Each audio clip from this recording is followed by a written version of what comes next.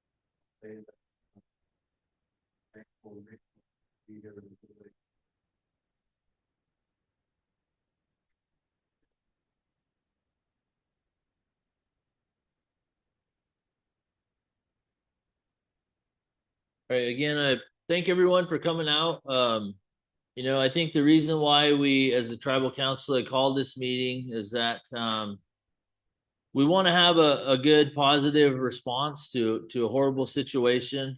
Obviously, there's always room for improvement in the way that we serve our youth, in the way that we serve our community, and we want to do that. We want to improve.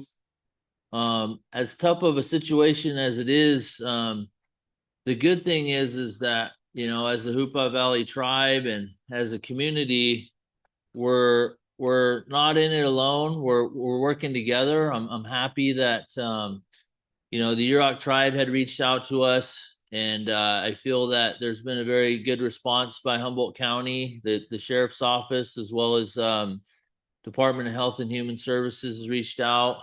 Two Feathers is here. They've been working with the community. So the more resources we can pull together, work together.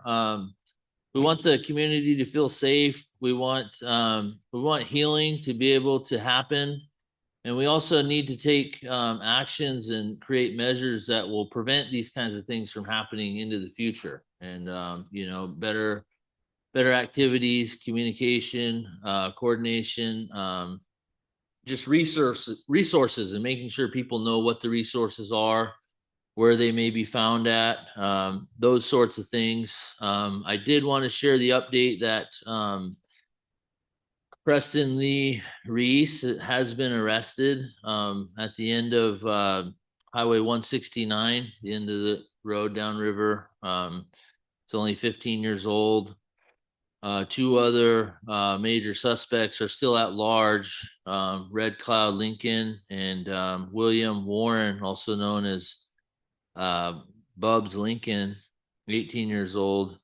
Those two individuals are still at large. The sheriff's office working closely with tribal police, and they're doing everything they can to, bring those individuals to justice or, arrest them. So those are some of the updates that we do have. We had a good meeting this morning. It was the tribal council with Kamal Medical Center, um, Hoopa Human Services. I believe Yurok Tribe was represented there. And we came up with some things that can help as far as the mobile medical unit, making resources available to the students both today while there was no school, and then when school gets back into session.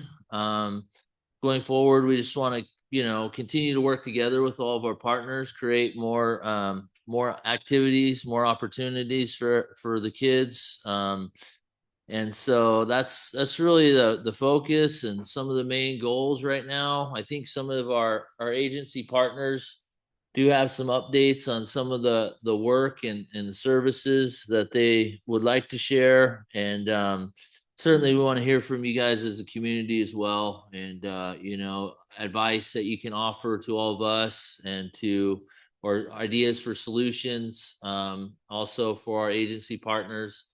all that will be important as we move forward. So I guess at this time, I would open it up for our partner agencies that want to share work that's been happening, whether that be through Hoopa tribal departmental work or outside partners like our neighboring tribes or nonprofit organizations. So uh, school representation as well.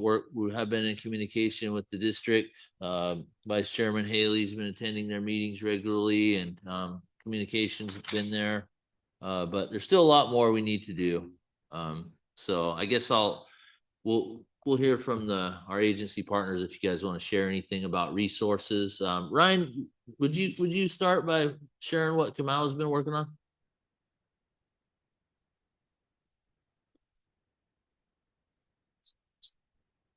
All right, for Kamau, we are working on, we have our mobile medical clinic that will be deployed through the rest of the week over at the Wellness Center, and then next week also. We have our psychologist, we have two psychologists that will be over there, actually one LCSW, Brenda Mack, and then Dr. Kevin Foley will be over at the Wellness Center through the week. If he's not in a time slot within the Wellness Center, he'll be on the mobile medical clinic where we can still conduct any counseling or anything that may be needed for our youth and students.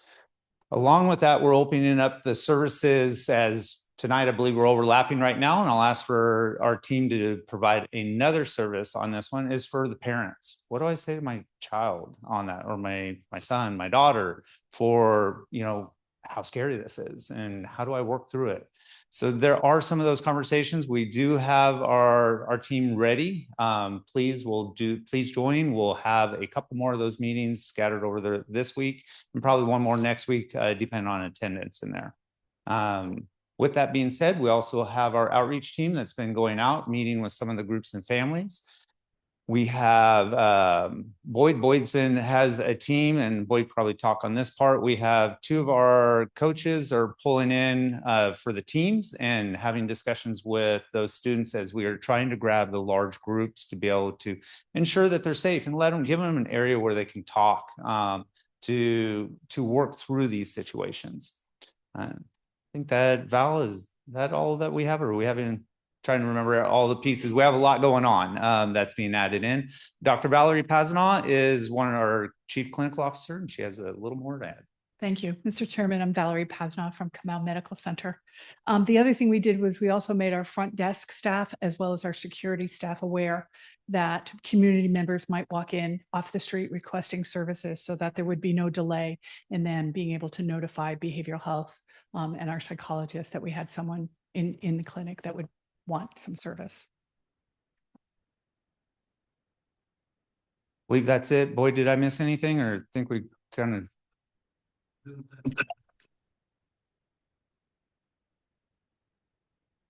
Okay. And so far as the time goes on and we see different needs, we'll develop the solution for those, and we'll announce them on social media. We'll also get it out to the public in a couple other forums through the travel offices and their forums for social media and such. Any questions from anybody before I step down? All right, thank you, everyone.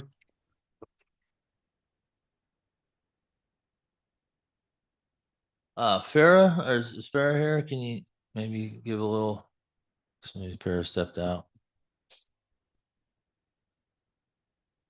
How about you working on some stuff, Amos? Okay.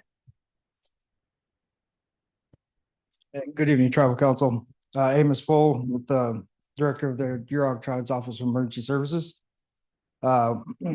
We absolutely are feeling, you know, the hurt within the community. We are full partnership with the Hoopa Valley Tribe. We have opened the Willow Creek Tribal Office for the East District for a safe place for students today.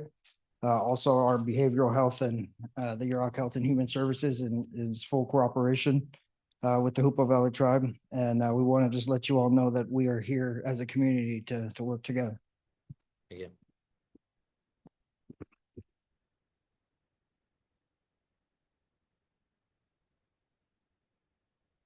Kyogi Burbank with Two Feathers. Today we had the Wellness Village open down here, and we had 10 youth come in and hang out with us. So we had counseling services available for anybody who wanted in one building, and the other building just prevention, fun activities, a safe place to be, and hopefully not have the youth didn't have to feel the heaviness of the situation. We're going to offer the same things tomorrow and Friday. We are also going to be in the schools, primarily Hoopa High. But the big thing we want to say is, like, we are flexible and use us how y'all need us, and wherever the community needs us to be, that's where we'll be. We are doing services at Orleans on Friday as well. But use us how you need us. Thank you.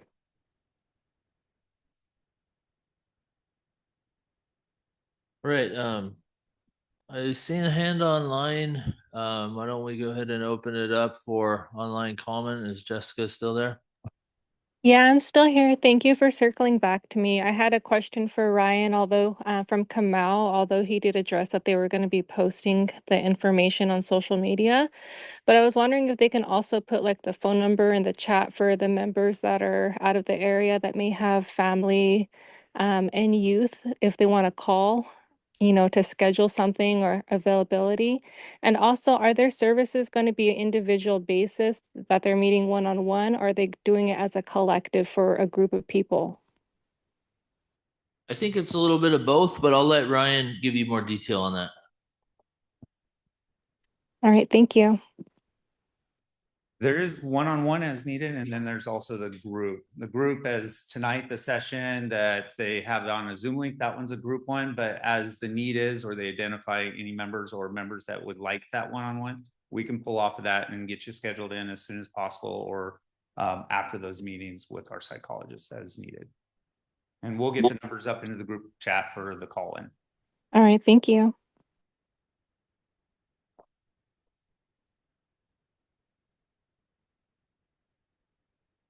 All right. Is there any other community members that would like to ask questions or share any input? I think this time would be good to allow for that.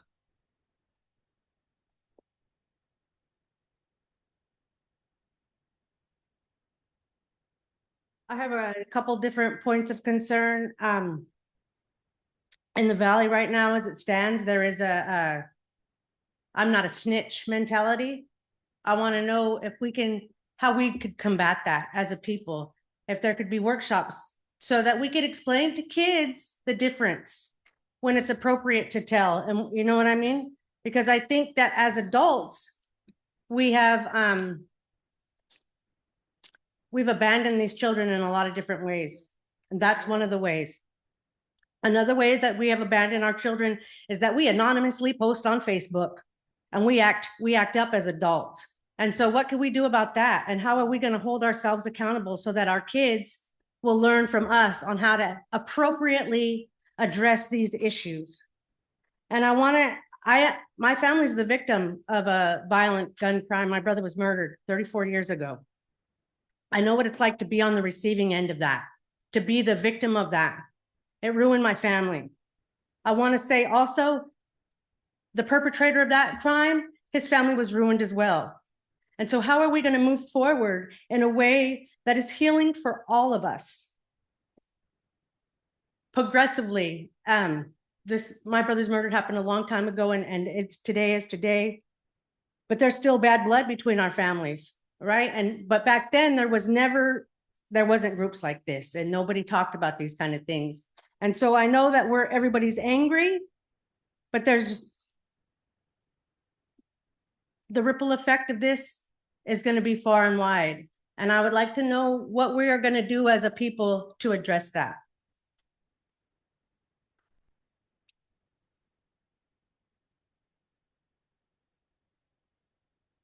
Yeah, thank you. If I can answer that the best I can is, I think really just what we're doing now is just bringing people together, all the resources, trying to get more activities going.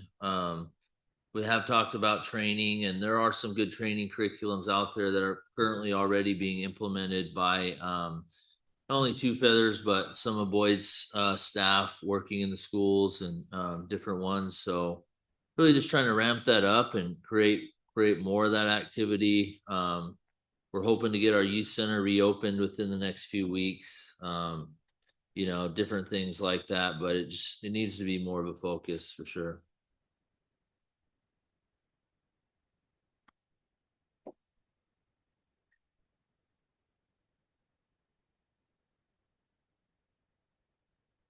Okay, let's go with Pam, then we'll come back to Zoom. Oh,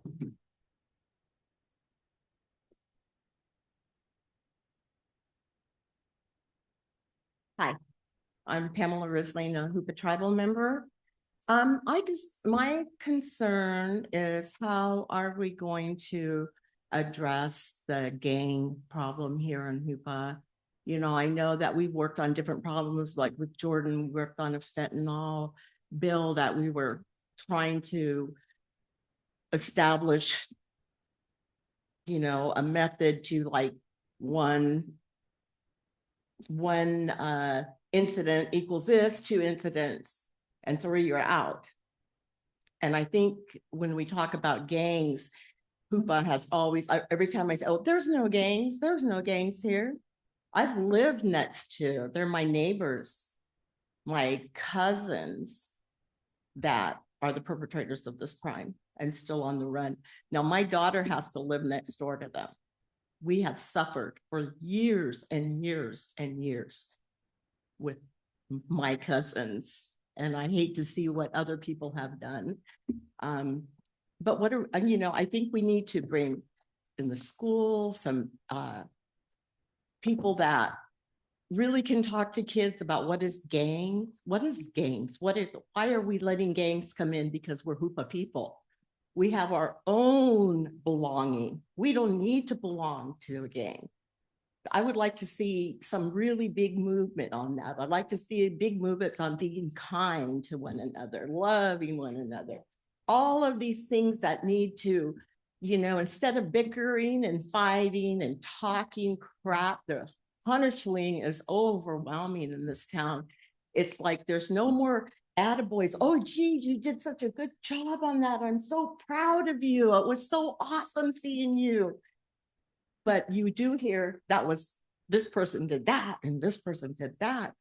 We have to come together as a community and start loving one another, appreciating one another, respecting one another. That comes from the adults, from up here.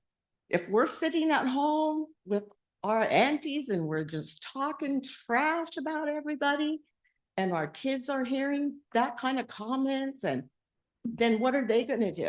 They're going to go into the school, they're going to, with their friends, they're going to start talking trash. And then all of this division happens. So whether we can get training out there, we need to do something. We maybe go on the paper, on the radio, posters. Something needs to be done, but we need to address the gang problem. It's been going on for years and years and years. There's been a couple arrests now here in Hoopa regarding gang violence involving the same people.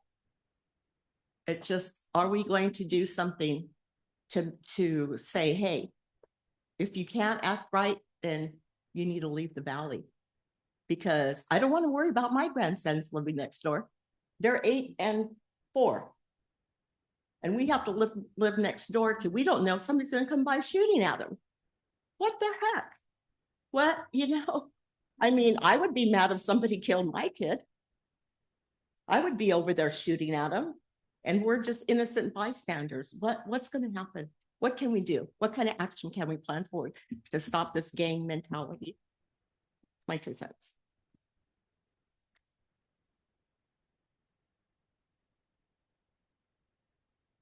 thank you. I would like to note that prior to this meeting at 5 o'clock, we met with Deputy Kerr from the Humboldt County Sheriff's Office, and Deputy Kerr had kind of explained to us about how gangs actually work, and how, sometimes what happens is it's at first it's kind of a play thing, and, kids just want to act cool, and then pretty soon it gets more and more serious, and then it grows into something much worse, and they start being influenced by real gangs, and it's kind of what we're starting to see here. And so he talked about like maybe an assembly, getting in front of assemblies at school, and talking about the dangers of gangs. those are some of the things that we plan to do, working with our partners. But we know it's going to go a lot deeper than that. It has to, rather than just speaking with them. It has to be ongoing positive activities. So that's what we're going to shoot for, and that's what we're hoping to address. I see Jim McQuillan has his hand up there. Jim, All right, can you hear me okay? yeah, we can hear you. Yeah, thank you, Chairman Davis and the Hoopa Tribal Council. I'm Jim McQuillan. I'm the Deputy Executive Director now with the Yurok Tribe. And we want to, we consider ourselves a strong partner with the Hoopa Tribe and the school district. And we are lending all of our support also and our thoughts and prayers. Our various departments have been around today and will continue to be around. Our tribal behavioral health services and our client services prepared to go into the schools and support families and children during this tragedy here.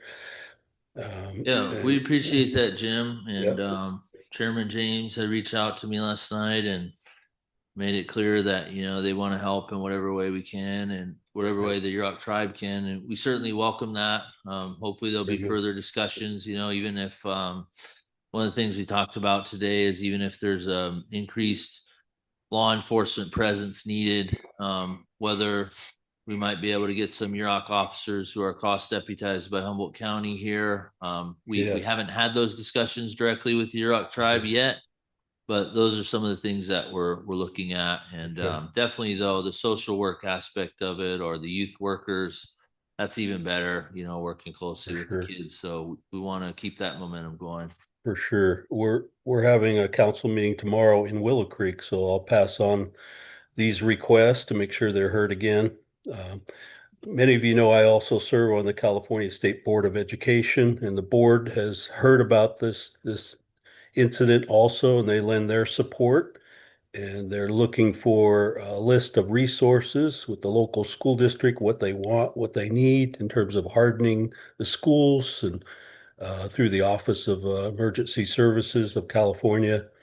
And I'm trying to connect the superintendent to those resources too. They won't be overnight, but we can look at additional measures to safety for the local schools there also. So thank you. Thank Yeah, you for thank you holding again, this meeting. Jim. Yeah. And something that just crossed my mind is, I think there might be a correlation between the low levels of achievement that we see in our schools and the test scores. And someone told me that, when kids are having a tough time in school, they tend to act out, and so maybe that can be a focus as well, is just trying to get more resources for the students to help them be more successful academically. So that's another thing I hope that the tribes can work on together, support each other in that way, and with all of our other partners as well. Did you have some? Okay, come on up. Name's Bonnie Jackson. I wanted to comment that we can have as many resources as we want, but a lot of times what we're being taught in this community is when we bring up concerns that somebody doesn't want to hear, we're shunned. And that's what we're teaching to our children. And I hope, as I see some of the school officials here, when children come to you and say, I'm seeing this, I'm seeing that, take those things seriously, because you're making those children who are speaking up ostracized. And then you might think this is solved right now because a few people have been arrested, but those things are still continuing at school. Our children know it, and they don't feel safe, and they don't feel like going to school, no matter how many resources you have. You guys need to be open to hearing things you may not feel comfortable with, but don't shun those people. Listen to them, look at the source of what they're saying. Like, I'm really glad the one young lady said, we have a non-snitch mentality.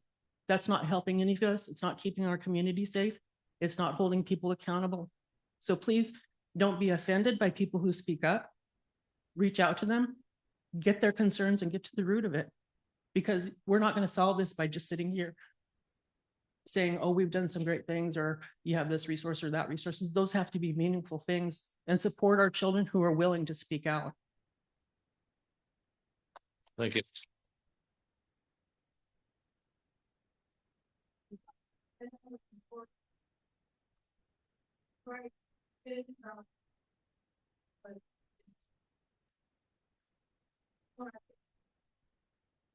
And we have to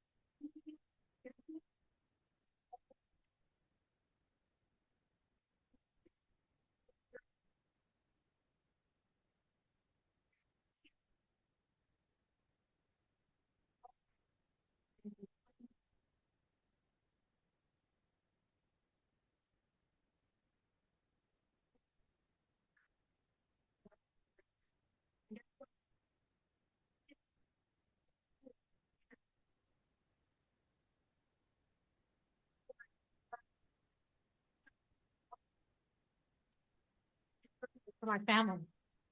And you know what? I've seen posts on Facebook about M44 or kill that motherfucker. You know, what are we doing? We're harming our children, our families. We're putting other people in danger. Even though we're angry and we're upset, we're all going to be upset. But think about our actions and how we're responding to it. We're putting other people in harm's way. My children went through a lot because of other people's actions and choices and words. And we need to remind our children that everything that's on social media is not the truth. It's not. That just because you read on social media doesn't mean it's the truth. And it starts at home. It starts with your environment, with your parents. If I reacted like everybody else reacted, what would have happened to my family, to my children? Well, to that point, you know, I don't claim to know everything, but I do know that one of the most basic, you know, understandings or principles, values of our traditional Hoopa and native overall culture is respect, you know, and it seems that, you know, we really kind of lost that focus. And I think there's ways to restore that, hopefully within our families and talking to each other about, hey, you know, if somebody's wronged you, or you're upset with somebody, it doesn't mean that you have to ignore it or not address it, but there's ways to address it without going to Facebook or disrespecting someone or their family, you know. And so hopefully, you know, I think we all have our parts, you know, to play in this. As a council, certainly we have our role and we need to do more. We can always improve. I know I can. But as individuals here, you know, it starts with our own families and our own homes. If we can go home and talk to our own kids and our own nieces and nephews and friends, neighbors, I think that's where we can really hopefully make some progress and see us get back on track. That would be my hope.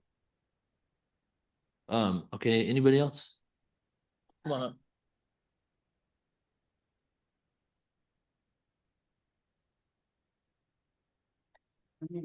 My name is Chris Jackson. Everybody calls me CJ. I've been in the Hoopa Valley to mentor the youth that has been suspended. I did a presentation in the auditorium.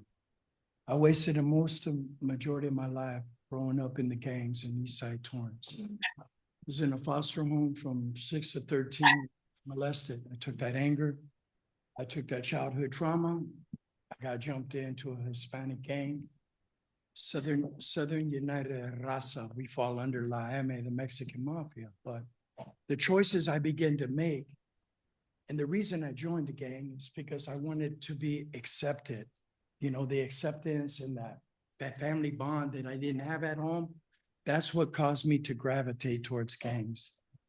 Me and my wife, we teach life skills to the youth at Juvenile Hall in Eureka every Friday night from 5 to 6. And what I hear a lot of the youth, when we ask them certain questions, they want their voice to be heard, you know, but a lot of them, they're making decisions and choices that's leading them down the wrong road. But it begins with this. I really believe this. correct me if I'm wrong, it all starts with your perception. How these youth are seeing themselves. They gravitate towards, they don't know what gangs are. They don't know what it's to be jumped in a gang or be from a gang and in the prison system, prison politics. But these kids are gravitating because they're seeking after something. In the last tribal meeting we had, and I'm not a tribal member, I raised my hand. Hey, Augie even said, man, we're gonna try to get a Boys and Girls Club, a mentor thing.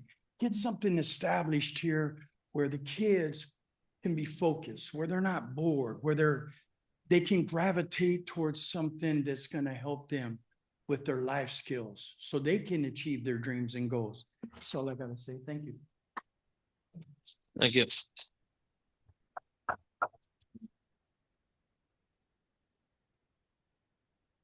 You guys have anything you guys want? I had something I wanted to say. Thank you everyone for coming. This is hard. This is rough, man. I didn't sleep last night. I've been awake since yesterday. I was at the school district till late with Jacqueline and some of the staff and school board. This is a very tragic thing, senseless act of brutality from bullshit, from our lack to be able to love and respect each other in this valley. And it is so anti-Nautenowe. It just breaks my heart. I know sometimes people get mad, get annoyed with my speeches and, you know, my hippy dippy mentality, as I've been called by my own children. You know, but we do got to love each other. We got to respect each other. I mean, we did it successfully for 20,000 plus years. And I know after, you know, 150 years of major trauma and oppression and genocide and everything, yet we're still here. And that is an amazing thing. We're one of the few tribal nations that can say the army came in and tried to extricate us and we whooped them and we're still here. And you know how we did that? We did it by having each other's back. And you guys are absolutely right that it's hard for me, and I know people get frustrated. It's hard to go on social media these days because it is a very ugly and nasty place, but that is where a lot of information comes out. And we can't be afraid to take some criticism. I mean, that's our job, you know, and if we're not getting criticized, we're not listening enough or we're not paying attention. Because like Chairman said, we always have room to improve. Myself, I feel like the biggest failure right now. I literally just met with Jacqueline yesterday, and I've been I've been going to the school board meetings. I met with the teachers union, and I went and talked to Jacqueline and had requested that us and the chairman and the council can come and attend an assembly for the kids at the school to sit down and listen. I feel like we tell the kids what they need, but we don't listen to what they need. And so we were literally, and we're still going to do this.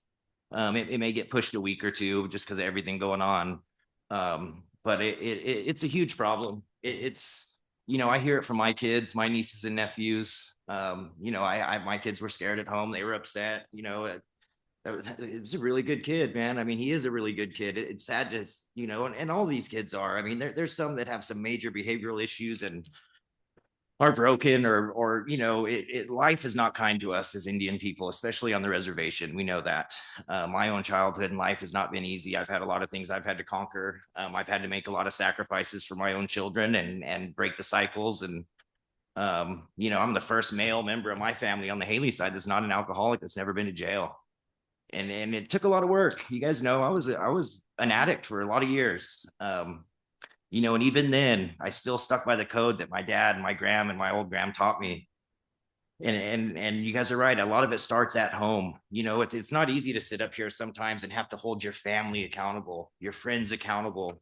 It's not a popular thing, you know, but until we can do that blindly across the board, it isn't going to get better, at least not to the extent it needs to. So just, you know, remember that in the future when we have things going on. Remember this passion and this feeling. I love that this room is full. This is the fullest I've ever seen it in the 3 years that I've been here. And as horrible as it is, I love to see everybody here, because at the end of the day, that's the only way we're going to figure this out, is by us doing it together. You know, I'm by far not the smartest person in this room. You know, whether you're higher education or street education or whatever it may be, we all have valid input. And so I just encourage everybody to speak up, come out with your ideas. We're going to be forming an anti-gang task force. There's going to be a zero tolerance in this valley for gang bullshit. We're in the woods. We live on the river. That's not our lifestyle, and I refuse to let it become that. And I'm not trying to target anybody. I'm not trying to call anybody out. But that's not our way. And it's not gonna keep being allowed here. So at the end of the day, I have love and respect for you all. I grew up off the reservation when I was younger. And besides my children, the most proudest thing I am is a Hoopa tribal member and citizen of this valley. And I know you guys all feel the same, or you wouldn't be here. Whether you're Hoopa, Yurok, Kaduk, maybe non-native at all, doesn't matter. We're a part of this community, and the only way we're going to do this is together. Thank you for coming.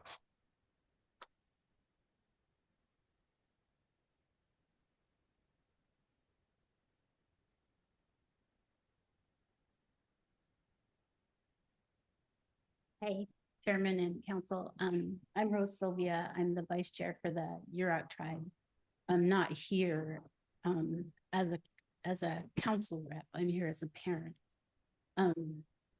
So that is one thing that I wanted to find out this evening in this meeting, was what our relationship was with the high school.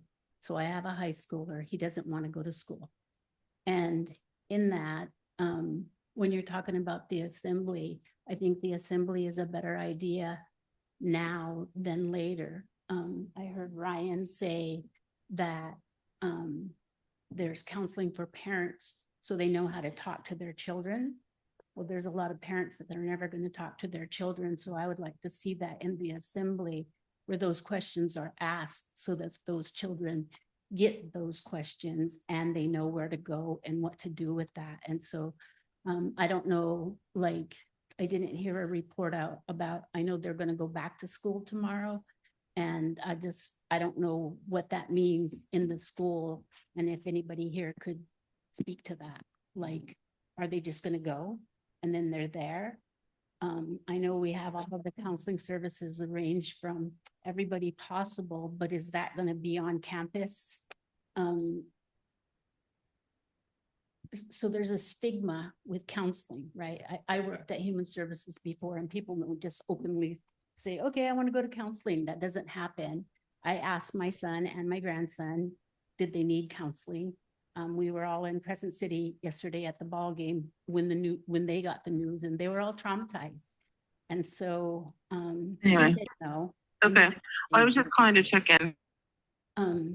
So I just wondered if anybody could kind of speak to that, like, what is the school going to do tomorrow when the kids return? I'm not sure. I'm on video. Hey, can you please mute your mics, and we'll come back to you when we finish up here with response in the crowd. Hi, Jacqueline McCullough, Superintendent for KT. So as everyone knows, I'm really new to this position, and I just want to say that support from the tribes, the communities, it's overwhelming. I'm super, super grateful. Melissa had a meeting today, and I'm going to let her speak in a minute, but I think she had 32 local providers that are saying they want to help the school, they want to support. We had a meeting today. The decision to go back to school was not taken lightly. I mean, I didn't sleep all night over this for sure. Just, do we go back to school or do we not? But after hearing from some of the council and law enforcement, I feel comfortable with moving forward and returning to school. That being said, students are not required to come to school the rest of this week, but I want them to have the option to come and have a meal. Many of them, that's their only meals that they get is from our school. And then also have services provided. The Sheriff's Department and our tribal police are planning to be present on campus. We're kind of taking this a day at a time right now. This particular senior class lost a student. It's really sad. So this is, devastating for that class. Sorry. I care about the kids a lot in our community, if you can't tell. So I'm concerned definitely about their mental health. Obviously, safety is top priority. All the staffs in the district are having a staff meeting first thing in the morning with their principals. The high school staff in particular has some people from Humboldt County Office of Ed pushing in to also support. Sorry, I'm not trying to be a crybaby. Okay, thank you. So they're going to be supporting as well. There are our staff is being given some scripts on how to approach students, what to say as far as if they're the teacher versus if they're the office personnel. So there's a little bit of that that's going to happen in the morning. Some groundwork has been done today for sure for returning. Somebody asked me, there are sports games happening Thursday, Friday, and Saturday, and usually you have to come to school to attend and play sports. I said that's not required. They don't have to come to school to play their game. They can still go play their game if that's what makes families and students comfortable right now. Let's see. Yeah, as Jordan said, we were just meeting right before this happened and talking about the council, you know, coming into the school and doing some kind of assembly. I mean, it was hours before this happened, and addressing some of these things. Let's see. And then I guess beyond that, I'm going to go ahead and pass it off to Melissa. But before I do, I just want to say, I appreciate feedback. I know it's not always positive. I know there's a lot of work to do in the school district. Believe me, I see it and I'm doing it every single day. I think we have a long ways to go. But I have a lot of hope for our district, a lot of hope for our schools. We have some great staff members and we're continuing to hire great staff members. I mean, we're already looking ahead to next year and trying to post positions. That's kind of unheard of at this point. Usually we're posting in July, scrambling. So we're working really hard to get our school district into a really good, positive place. And I'll continue to do that every single day. I'm committed. I'm not giving up. I have a lot of people ask me when like social media has gotten brought up a lot. It's really ugly. It's really it's upsetting. And I've had people come to me like after things are posted, are you quitting? And I'm like, no, I'm not quitting. I'm devoted to this. I'm dedicated to this. So I am all in. And other than that, as far as the next few days, I'll pass it off to Melissa and she can talk a little bit about what that's going to look like on the campus. It's going to be more of a flexible schedule. There will be a bell schedule still. I don't necessarily want 350 kids just wandering aimlessly around this campus, but we want them to get served in the best way that they that is possible. And so that's off to you, Melissa. Sorry, like I'm just rambling now. All right. Good evening. I'm Thanks for being here, Jacqueline. Go ahead. I'm sorry, Melissa. I'm grateful to contribute to the conversation. You know, the leadership team is working very closely together to try to provide support to our students, families, and staff. And having said that, we've selected some lead people at different campuses, the administrators of each of those departments and schools as being key personnel.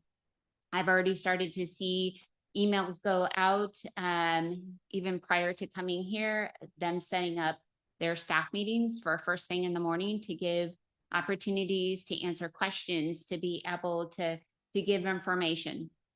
Where we're at in terms of the high school, since the bulk of the support is going to be in Hoopa, we are developing a service map where we're going to be able to, and forgive me, I don't have that ready for you because we just got out of a meeting about 5:20 tonight.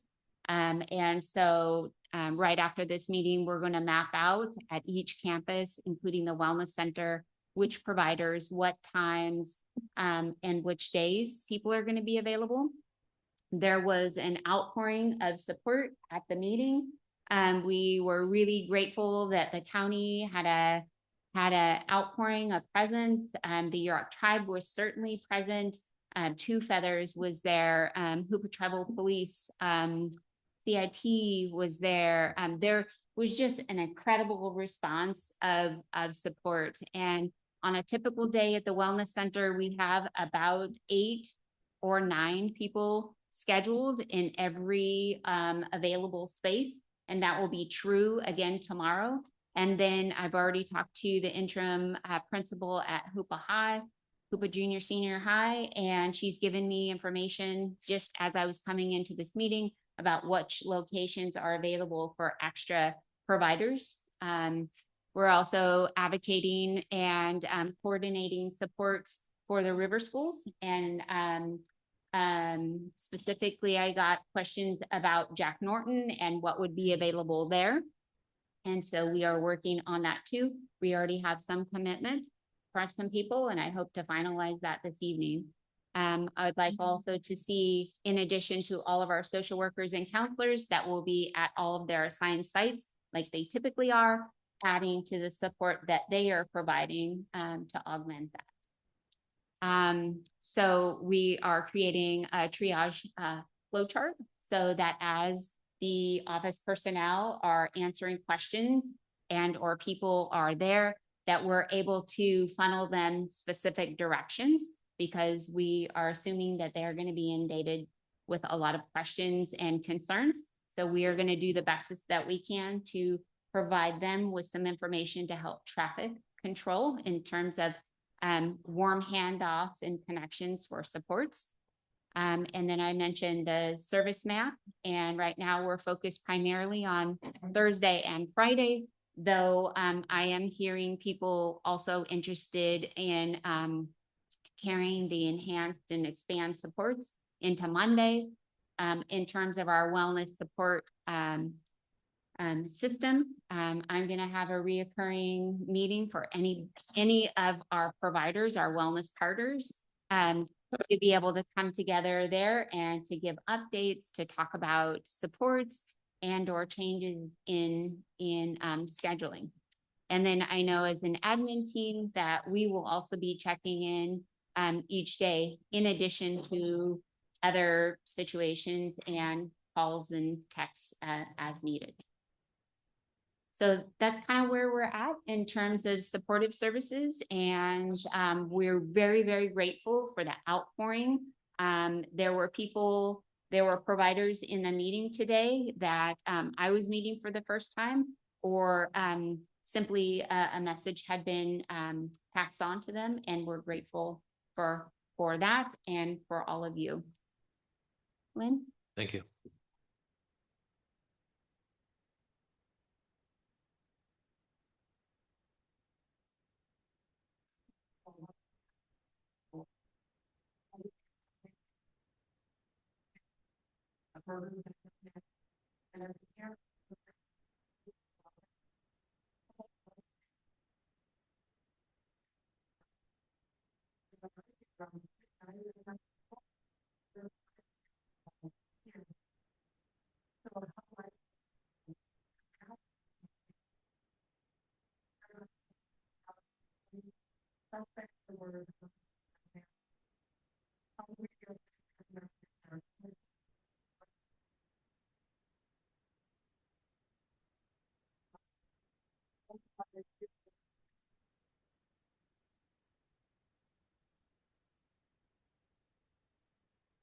Well, I do think that it needs to be clarified by law enforcement, because I was told by Sheriff Hansel last night that there were 5 suspects identified, and that today there would be arrest warrants and they were going to be picking these folks up. Now today it says that there's 3 suspects, and 1 has been arrested and 2 are still at large. I do know that, sometimes suspects are ruled out, so things change as time goes on. So maybe 2 of the 5 were ruled out as being suspects, early on. Yeah. So early on in investigation, I think sometimes, everybody's a suspect, and then, as time goes along, they'll narrow it down. But I agree. I think they should clarify it, and I can try to get that.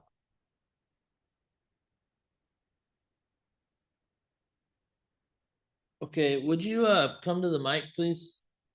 Yes. Thanks, everybody. Hi, sorry, I'm not a tribal member. My name's Karen Fabricio. I provide services in the valley. Does the high school have a metal detector so the kids don't have to worry about guns being in the school?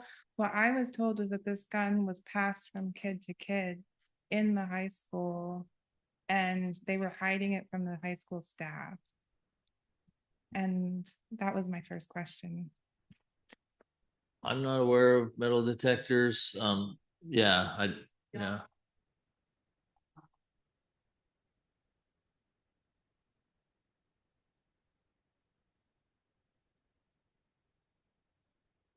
The other thing that, yeah, I had heard was that the guns now oftentimes being used are 3D printed guns. They're not regular legal guns, so they're not made out of metal. They're composite, and they won't necessarily be detected by the metal detector. But I think that's probably a discussion that we should have. I mean, there's multiple entry points at the school. You hate to see the security be too tight and make the school feel like a prison, but at the same time, it may be worth it to do that. We'll have to have more discussion on that. Couple hands have gone up. We'll go to Brad, then we'll come back to Rob, and then we'll go to Zoom. Well, this is a sad day to see this. My question, I guess there's two questions within it. First is I was not fully aware that there was gang activity in the valley. I remember hearing of it years ago when gangs were starting to move in, but then everything went quiet, and I just assumed that they had moved out of here.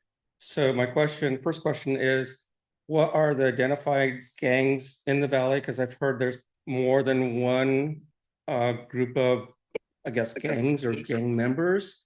So what are they? Have we identified what the gangs that are currently running within our area are, or who they are?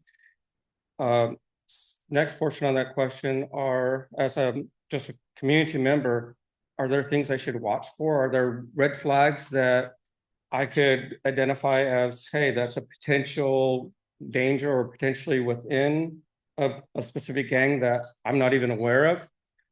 And then the third portion on that is, are these gangs related to larger gang groups outside? Is this a portion of them coming in through the youth? And then is that also a way for narcotics such as fentanyl and other things to be coming into the area through our youth and through the larger gangs if they're forming within that?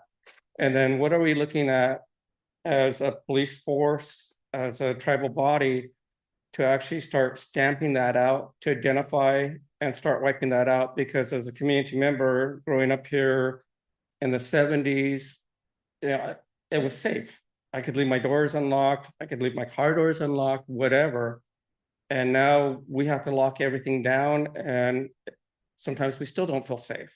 And I am a shoemaker. Apparently when this incident happened, I had driven past it just, I guess, moments before it had happened, and I was oblivious to any of this. So I think that we really should have a discussion about what gangs are here. What should we be aware of? Because if I'm down at the gas station and somebody pulls in next to me, is there something that I can identify? Hey, maybe I shouldn't be here, or there could be something that is going to arise. And then we've had a couple different incidents happen where there was a robbery with the bank deposit was at gunpoint.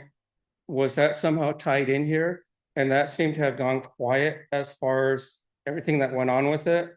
And it seems like we have had issues where I see things happen in my community and it's talked about, like we're talking about now. It's brought out that this is a bad thing, this happened. But then in a week, it seems to dissipate and we don't hear anything else about it. So what is our follow-up going to be? And how are we going to follow up to maintain or make sure that we can rid ourselves of the gangs coming in or wipe out the gangs that we have? Thank you. Yeah, with regards to the robbery that happened, I have been getting updates on that, and it seems like they're making progress in the case. I was told that, they know who the suspect was at this point, and it sounds like, they're working on making an arrest. Uh,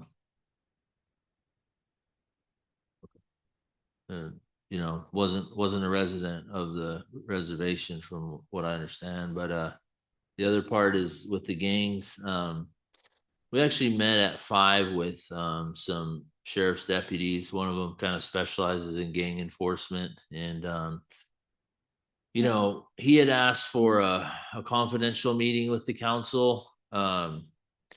I don't think that they are quite ready to release all the information yet with regards to where we're at with the gangs. I think that will happen as soon as, we would like to have that as soon as possible. And I think that that should come from law enforcement.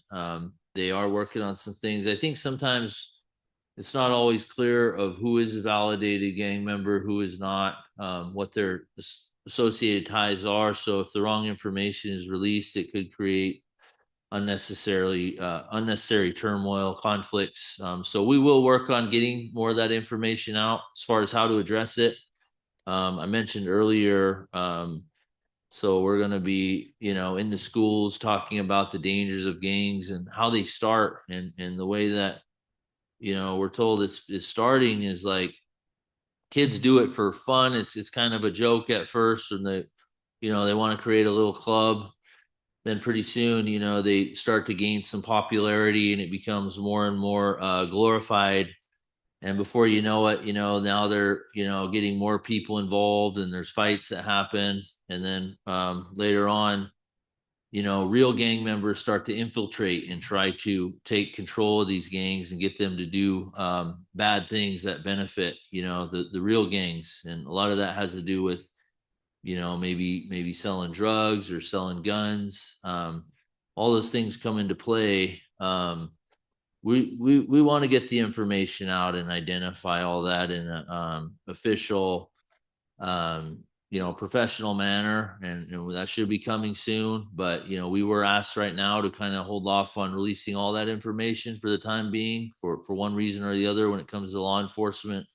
I think a lot of it has to do with an open investigation and not wanting to release certain information that could compromise that investigation. So I really don't feel comfortable releasing everything, but we want to get to that point. And I don't know, James, if there's anything you wanted to add or anything you can share.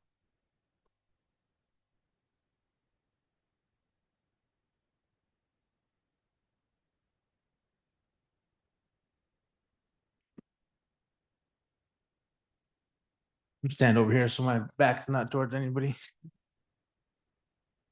Yeah, just how I am, how I work. So, yeah, I just want, like Jacqueline said, we're going to be at the schools, working with county, Yurok tribe. They're going to have officers there present also, and we're going to have our security on campus throughout the day. So, I just want try to keep it safe. That's hard to promise with everything and all the unknown. So there are some outstanding subjects out there. Out of the 5, through the investigation, there was only 3 identified as shooters, I guess you would say. But there was 5 people involved, and with all the investigation and the statements that was taken, that they could only identify 3 at the time. So that's why there's only 3. But if I just ask that the family bring the kids forward, be the safest thing, give their side. Hiding them, doesn't help their side. Doesn't look good either. So yeah, with the gang stuff, that would fall within the county's realm. We don't have the capability of looking into that, investigating, and like the resources and stuff. So we'll be from what I see, it's more of it's not like a criminal like organization kind of thing. It's more of a belonging, wanting to be a part of something. just some lost kids looking for something to grab onto. Is, what we get out of it.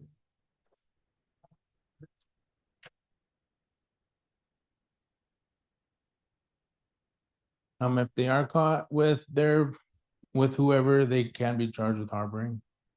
Yeah, and hiding them.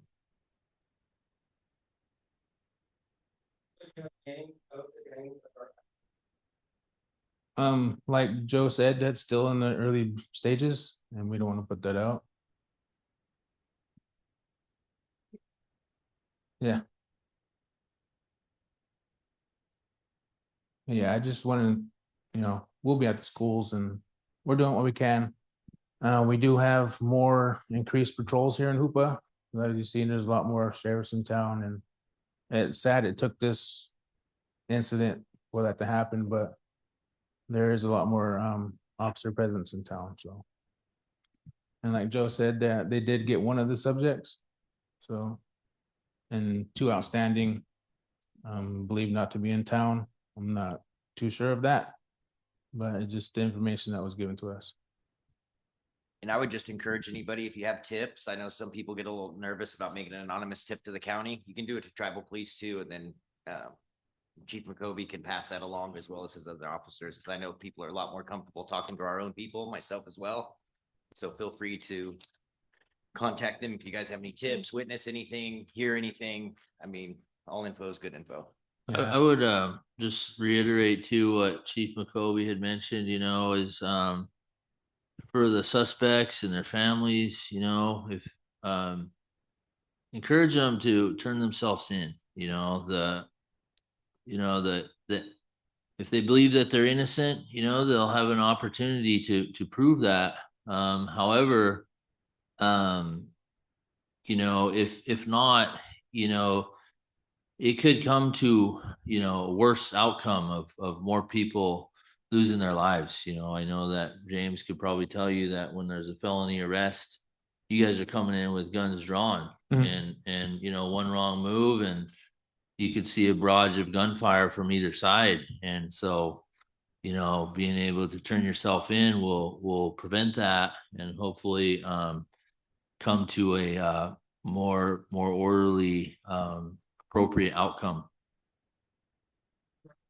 Okay. I was gonna go after Ricky. Okay, we had a couple people with hands up. I think Farah and Rob had their hands up first, and we'll come back to Paula, and then we'll come back to Zoom. I apologize to the folks on Zoom.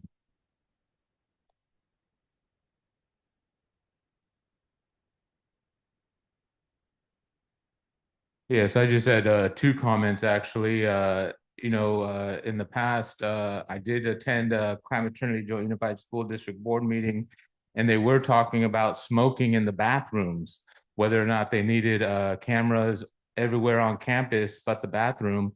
But one suggestion that they had was absolutely no backpacks. And if you have a backpack, it's going to be clear like they have at Disney World or any other place, that you cannot have a concealed bag on campus or else you'll get in trouble, because a clear backpack is one way to go. Will the school provide those? Yes, but a clear backpack in addition to metal detectors and the wand, I'm sure the wand is going to be at the lockers being able to scan those as well. So that's my first comment. Clear backpacks is what's needed, because obviously it was passed around like the young lady said. The second thing I had is we have to start from square one with human and mental health services being able to say, okay, we didn't have something going on for these youths to participate in, even if it's a cribbage tournament, even if it's a pickleball something every week to participate in. We have to do more and say, I understand that staff are completely to the brink with hours, but we have to do more in recognizing things to do, not only for youth, but the community members. Because once the community members are out doing positive things and resources, then that could be a positive change in the community. So we have to start from square one, you know, see what the mental health was of these students on both sides. And so the realization that we have to do more with mental health and recognizing red flags and really warning signs of something this tragic to happen. So I really applaud the 3 tribes coming together and reach out to, you know, Blue Lake, Wiyot tribe, Trinidad Rancheria, all those tribes, they have stake in our youth. So blessing. Thank you.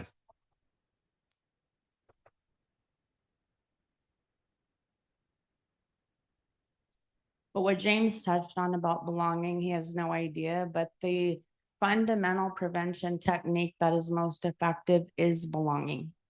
The key factor of gang affiliation anywhere, this is even in the LA main gangs, is they're lacking a sense of belonging. And when I learned that in the social work program many decades ago, I was absolutely ashamed because it was like Brad had talked about when these pop-up gangs were starting to happen here. So when we clap and we look around, we also need to take some accountability for these cultural gatekeepers that don't allow all kids a right to know who they are and where they come from or participate in our cultural activities. I'm glad to see a lot of culture bearers here in the audience because they may not know this connection.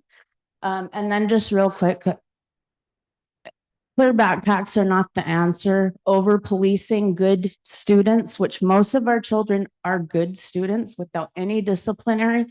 Why should they be punished? Why should they be over monitored for a handful of students? It's the same thing about gun control. The bad people are always going to have guns. Gun control is for people that follow the rules and apply for permits. And it makes good people have more challenges getting a way to defend themselves against, like you're talking about these illegal weapons or whatever. But thank you, James, for everything you're doing. I just called James a couple weeks ago to thank him for being such a hands-on parent. His son and my son are good friends. And I appreciate having a father as our chief. Thank you.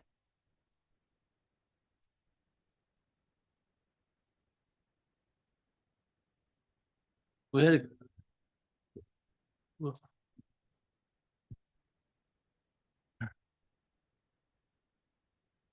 Hi, I'm a Trinity Valley student, and I just want to say that I have siblings, sorry, siblings and cousins and Hoopa thing, and also, sorry,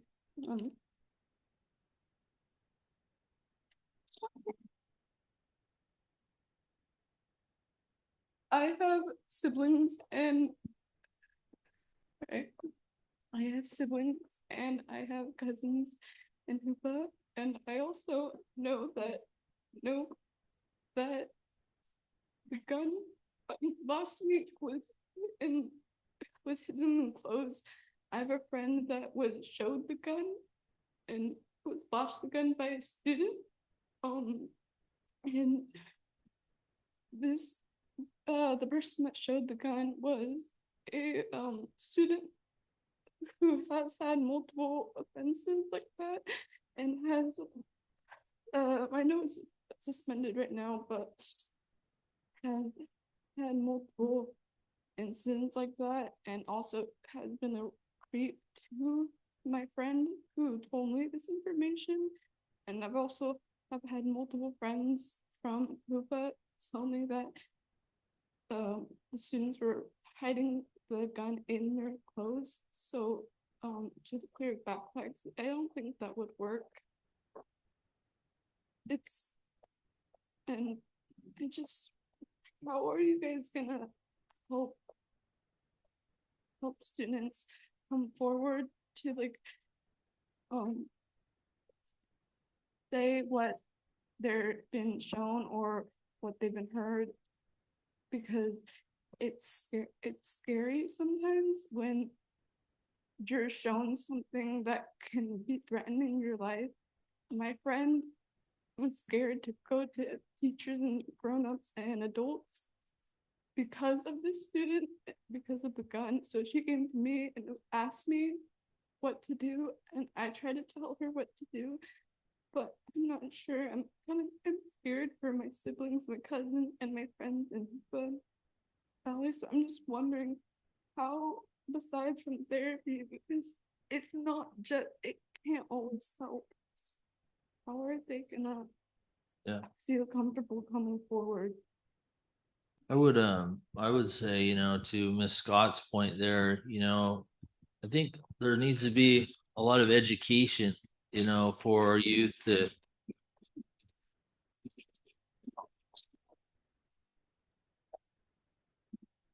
we do have to move away from this anti-snitching mentality of, you know, you're the bad guy if you're going to tell on somebody else. I mean, by making that information known, you may just save somebody's life. You know, you're actually a hero. So the mentality and looking at that, I think it needs to be shared widely. Maybe the school makes that part of their curriculum for all teachers can teach those kind of values. The other part of it is you know, talking amongst ourselves and with our relatives, our friends, people that have kids, is like reminding them, hey, pay attention to what your kid's doing, you know where they're at. It used to amaze me when I served as recreation director here, and we would stay open till 9 or 10 at night, and oftentimes we'd have a handful of kids there when it was time to close the building, and nobody came looking for them. Nobody ever, you know, I would have to give them a ride home, or somebody else would give them a ride, or, you know, they'd say, well, I'm gonna walk over here to my friend's house. But I never got any calls like, hey, you know, where's my kid? Or, you know, where did they go? Sometimes I would say, if they were going to a friend's house, I would say, well, do your parents know that you're going here? You know, oh, they don't care, you know, like there was no, it was amazing. Like nobody was came looking for these kids at 10, 11 o'clock at night. And you know, when we see that, I guess at the time I probably could have done a better job of maybe reporting it to ICWA or something. But you know, when we see those things, we can be better at letting somebody know. So it's like, hey, these kids clearly don't have any support. Nobody's there for them. Or if you know parents who are in that boat, you know, talk to them. Say, hey, you know, make sure you're paying attention to where your kid's at, what they're doing. Obviously, they got the gun from somewhere. You know, I'm thinking it wasn't generated by another youth, that somewhere along the line it came from an adult, you know. And so paying attention to that, I think just re-educating ourselves in our communities and our values, and looking out for each other, because so we know that we all have family members that are in a bad way, you know, and they may not be raising their kids properly or teaching them those values. So it's like, well, have a conversation with them, try to help them get right. And in the meantime, maybe their kids can hopefully find somewhere else to be, or something, you know. But I think a lot of that does start at home. Let's get back to our order. I had said that Farrah would go, and then Paula, and then I don't know if Dawn had a comment as well. Um, who? Oh, Zoom. All right. Yeah, there's folks on Zoom and waiting for a long time too. Go ahead if you have something on Zoom.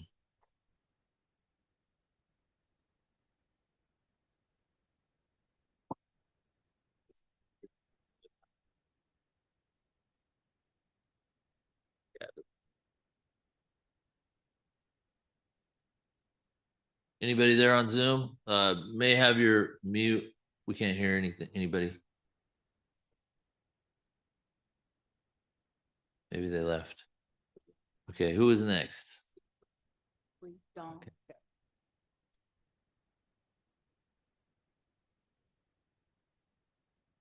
Okay. Sally from 1990 was going to grab the mic. So hey, I'm Farrah Ferris. I'm honored and humbled to be a tribal member, and I'm serving as the Human Services Director doing a lot more ICWA work than human services, and that tells you kind of where we're at when it comes to interventions, right? It's like going to the doctor to get your teeth pulled at this point. And first of all, I want to give our thoughts and prayers to our family. And sorry, you know, for those of you don't, I'm sure Boyd said it in the beginning, but we're very privileged to be standing here. You know, I'm not sitting in a hospital. I'm not having to worry about protecting my kids, right? Or my nephews or my nieces. So for that, I say, you know, in all humbleness, but we are privileged if we're sitting in this room, because it means it's not you, it's not your kid, and it's not your legacy, right? So with that being said, we, I think as a human services director, I'm not in the police force, right? I didn't go to school for that. I went to go to school for a lot of different things. And I think life taught me a lot more, right? Our fishing and our water teaches a lot more than what, you know, colonized education gives us. But with that being said, coming back to Hoopa, I thought we'd be able to do a lot of preventive work. And I'd say I'm not an officer, but I certainly know a lot about this gang violence that's hit the valley, right? So in answer, I think it was Lynn's question, there's norteños, right? And that's an offshore, that just means, I guess in Spanish, and I should know more because my husband's Mexican, but not in a gang and not cartel, just saying. Old fashioned money the old way. But that just means from the north, right? And then the other offshoots of that, and I always say the name wrong, I said it earlier, but it's Hogan. If you look at Blue Slide, it's tagged up there, all right? That's an offshore of that. I've had to learn a lot, and I say that. I come from a family that's broad-based, from homemakers to, you know, my grandpa was killed from the biker life, so I don't watch Sons of Anarchy. I don't think it's fabulous, right? Same thing with gang violence. And then I know there's an offshore of another thing, and I, you know, I think it's a controversial topic, but it's real, right? That this other gang that's 53rd, and I know people say it's not real, but the end result is it's not for us to decide. What we're doing with, again, is we're dealing with the effects of people trying to belong, like you said, right? But more importantly, it's about self-efficacy, right? Just feeling good about yourself. And some things we can't do, but through hopefully reaching a youth, and I think a lot of times too, we always say parents, but that again is a privilege, and that's an assumption that a lot of these kids have parents, because they don't, right? That's why it takes aunties, it takes mothers, it takes, you know, grandmas, it takes allies to do the work. And we can't change what happened, but we can only go through this through a healing journey. And, you know, I'm grateful that the Yurok Tribe Behavioral Health came out to our building, you know, and I think our building was full of a lot of providers today. And I was grateful for Shoshone being able to share the space. And we're going to continue to share the space. One of the things that we hope to do, in addition to bring gang violence awareness, right, is we have to also, I know for right now, again, our prayers are with the immediate loss of our family members and our tribal member and our legacy. But in addition to that, we have to, when we see, like the young lady said, therapy isn't always it, right? It isn't, right? And in our world, I always say, it's, you always had someone, right? I had my Auntie Pat. I still have aunties that I go to, you know, shout out to my Auntie Dick.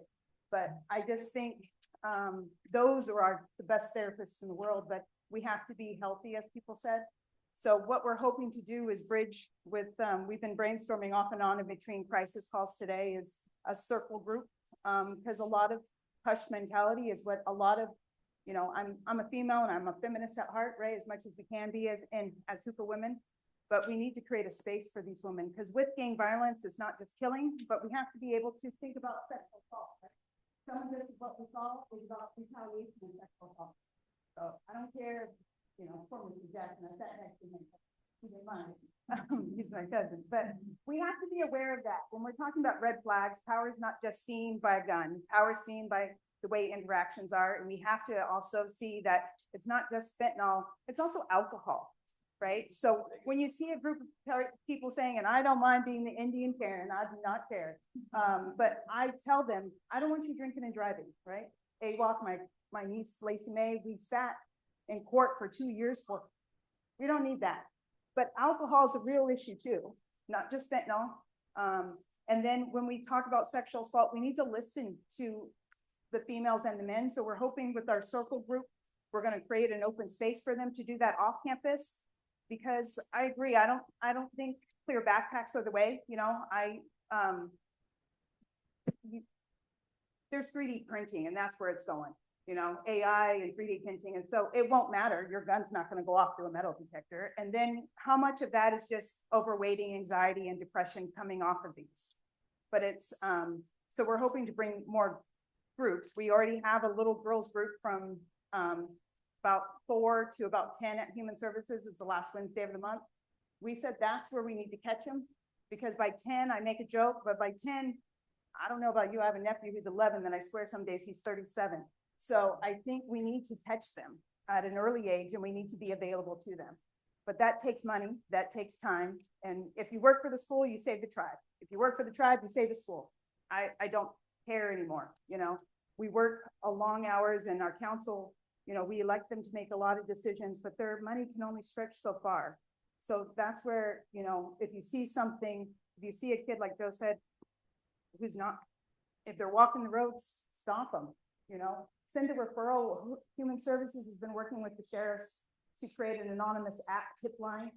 And, you know, we want to do that electronically because that's where kids are. I'm not, but that's where the kids are. And then for the old aunties like myself and the grandmas, we're going to have a voicemail line, and we are going to add it to the sheriffs. We've been working with, you know, sheriffs trying to connect it, because sometimes we all love each other too much that we tell each other too much, right? So we're going to try to create avenues for people to have information and be able to get information. Sorry. So we're going to have a tip line electronically and telehealth, right, in some level. And then we're trying to make ourselves available. But again, that means to do prevention work, you can't do intervention work, right? So that's where we're going to Title 30A. Shout out to Title 30A. If you're safe to work with children, call Human Services. If you can't pass Title 30A, we ask that maybe you do something aligned with that. Maybe you can go help with the sheriffs or something. But for us at Human Services, we want more help and more support and more knowledge. And we also are creating a line. Our new telephone line number is 6700, done on purpose so the youth could remember it, right? I know it took us a long time to get a phone number, but hey, Acorn's amazing. But 6767, shout out to Bash. But that's going to help them remember. And it is, they're remembering things. But the other thing about it is, as mentioned, is it's what's going to keep people safe, right? And it's okay that you don't feel safe, because then it tells us adults that we need to do something, right? And then the other thing to it is we want to invite more spaces for people, right? Sometimes I heard today, reach out to the athletes on someone who was born in poverty. I wasn't an athlete. I had to go get a job to pay for my laundry soap. So we have a lot of youth who want to do arts. Tonight, we had a youth who's going to open up an art session, and we really need to do as much as we can, but collaboration, we talked about today, the River Tribe's strong. We can't always count on county to do things for us. We love our allies, but just remotely, it's not always possible for us, you know? So take a student intern this summer. I'm not with TANF, but take a student intern. You'll save a life. And I say that because we took a young man who 2 years ago took a gun to his workplace, right? This last summer, he thrived in forestry, and he's going to graduate and get a job with forestry. And so again, you really have to make sure that you're available, right? And document, right? Because I didn't know that kid took a gun 2 years ago. So fortunately for us, it worked out, but document everything, because if you didn't document it, didn't happen. And Facebook, I absolutely agree with you. I'm one of those. Again, I'm the Indian Karen. I don't mind. I report it. It goes down. Self-harming and suicide and a minor, take it down. Because not only that, it's just rumors, but on top of that, just hateful, right? It's just hateful. And we're better than that. But again, maybe we're not. And I think sometimes we're not, myself included, right? So I think that's just our hurt, right? Hate is just, it's not really hate. Anger is not really anger. It's fear and sadness. And that's the basics. But we're going to, if you have information, again, 6700, we're going to take anything contribution wise. But I think we just have to, and I say this humbly as I'm surrounded with people I respect like Pam, quit complaining and give us some ideas, right? I think Joe Davis has said that numerous times. What do you like to put in writing? So we're trying to do the best we can, would rub two little coins together, which mean very little in this world, but try to come together and come up with some opportunities. And education advocacy is something that we also are striving to do more. So if you're looking for some support, that's good. But we also need a lot of men. I hate to say it. We again, I'm married. I don't need a man, but we need men to come volunteer, you know, because they don't want to hear from an old auntie. They don't, right? They want to see someone. Brad Inker. Yeah. And then this is just side point. We got really good cameras at Human Services. And again, shout out to Acorn Wireless, but you know, I don't believe in surveillance, but right now surveillance means safety and safety first in our field. So, I also shout out to all these young men who are coming up through tribal police, because when I'm after 5, they're on duty from 5 a.m. to 2 a.m. to 4 p.m. You know, so I'm forever grateful to them to knocking on these doors, because we don't often go by ourselves, and we too have fear, right? So I know there's a lot more, but we're working hands-on with Officer Kerr, and he's I know it's not always welcoming sometimes, but he's brought a lot to our attention. And whether it's real gang or fake gang, at the end of the day, people are getting raped, murdered, and we're going to be going to a funeral in less than too short of time. So set the, as we say, as Ferris way, fish on. Lynn?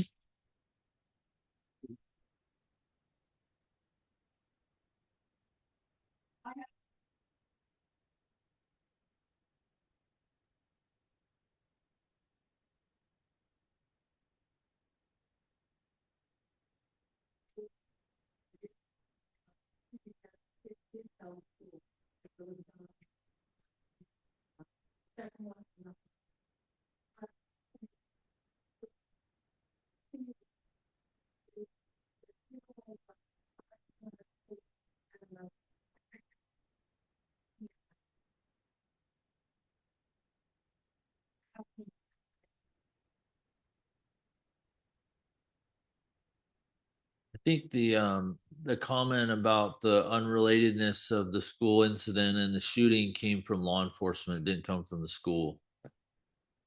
From what I've been. Yeah. Okay. Dawn, did you have a comment?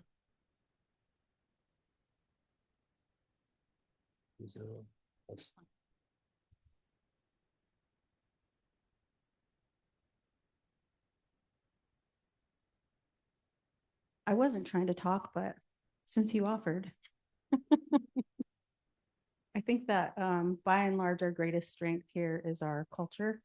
And as I have been in front of, like, not just you, but boards throughout the decades, and trying to say that we need prevention, you know, it's way more efficient to do prevention than it is to do what we're doing now, because this is decades of hurt and harm that we're going to be dealing with here.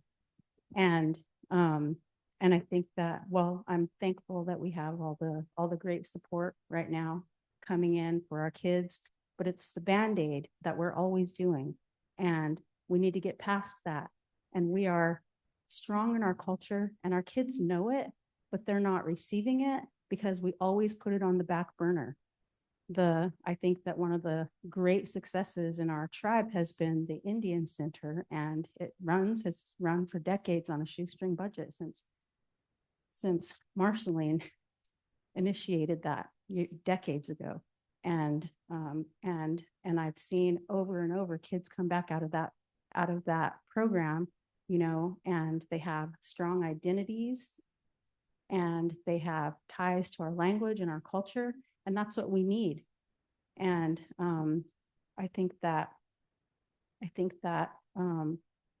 just we have to consider that we're dealing with different kids today than we were however many years ago that was for me, a long decades and decades. They have more traumas than we do. And just the progression of the drug use in the valley and alcoholism and the way that our kids are born and the things that they're exposed to, it's more than is fathomable to me. And I think that we need to consider that. We need a lot more resources to deal with that at this point. So it feels like right now, everyone is just running and out of breath from trying to get ahead of this. And we need to front load it a lot more. And I feel like meetings like this, we need a lot more of them to figure out how we do this today.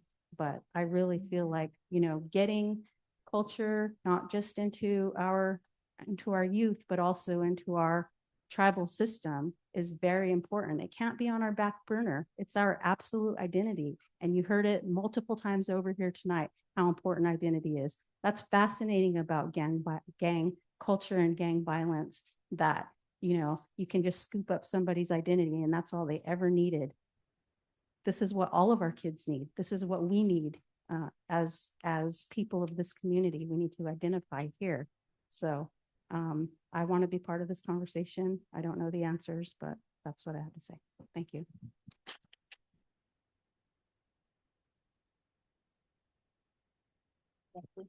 Oh.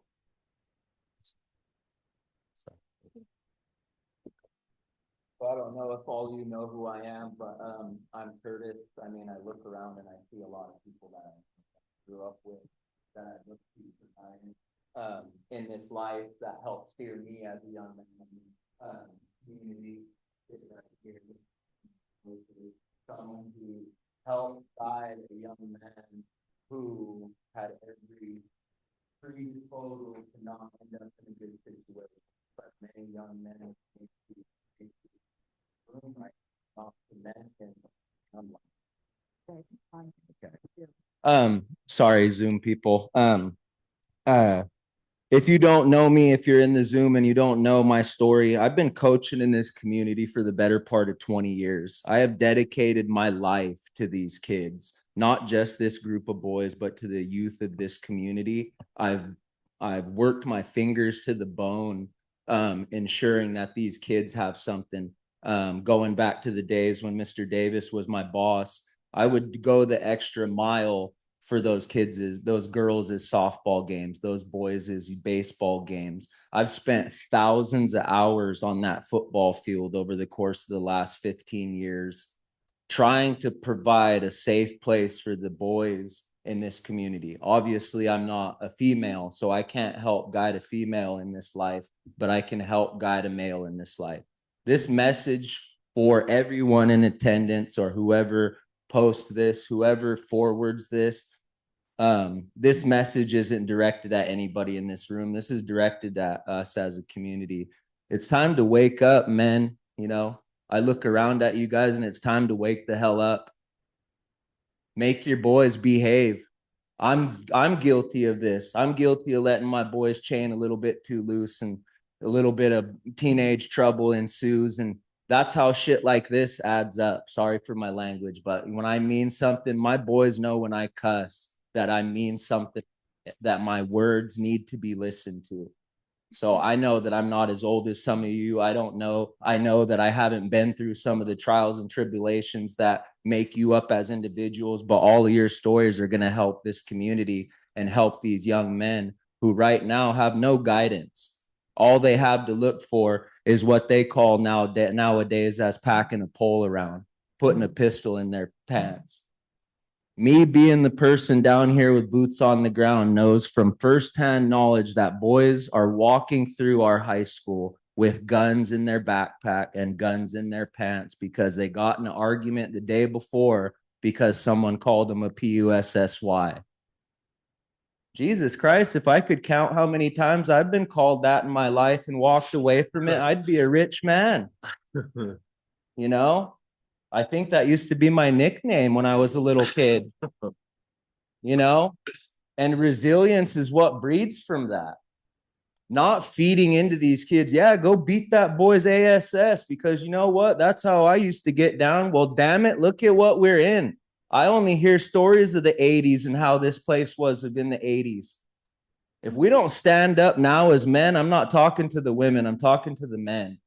It's time. I don't care if you have a kid. I don't care if you have a son, a nephew, a little cousin. If you're single in this life and you have nothing to do with your time, then start coming down and helping me out at Warrior Camp. Start coming helping me out down there and coach my boys. I have literally worked my fingers to the bone. Harold was my coach in Little League, and Harold used to do that same thing. Wes was my coach when I was a young man. And you know what? Wes had some harsh words for me when I was acting up. And back then, in a time when you could take that and not go stand up for your son and want to fight the man who did it. When I went and told when I went home and told my dad what Wes had said to me, he asked me what the situation was. And then once he was done hearing what the situation was, he said, "Good for Wes." What happened to that? What happened to that? Are we too scared of our boys that we can't put a young man in his place anymore? I look around and I see a lot of dads who either have a young man that's going to be scared to come up, or you're going to be scared for them to come up if this is what we're turning to, if this is how we're teaching our boys. God damn, that boy was just at my house less than 3 weeks ago. Came and had dinner, came and sat down, said, "Hey, Kurt," every time I saw him at school, "Hey, Kurt, what's up, bro?" You would have never thought that this is what would happen because of hearsay. There's a whole network that you guys need to dive into with your grandkids, your cousins, your nephews, your nieces, whoever you call that's in this realm of being a teenager in this little ecosystem right now. Quit turning a blind eye and being so wrapped up with what you got going on, because you know what? You signed up to be a parent. You signed up to be a parent. It's a hard walk. Ask all these old timers around here who already walked the walk. It's a hard walk to walk this life and be positive and not want to fall victim to the drugs, the alcohol. Oh yeah, it'd be real easy for me to go snap into a 6-pack every night because I got some real traumas that haunt me when I turn off the lights at night. Some stuff that I had to see and hold in my hands that bring me to tears and bring me to my knees when I think about it. And if we as a community can help each other get through that, we as a community need to help these young men rise up above this bullshit. And I'll continue to do this, what I'm doing right now, until the day that I die. Even far when my 3 boys are grown up and long gone, and I have to do this just like Inker, running with the boys down there at almost 70 years old to be positive for these boys.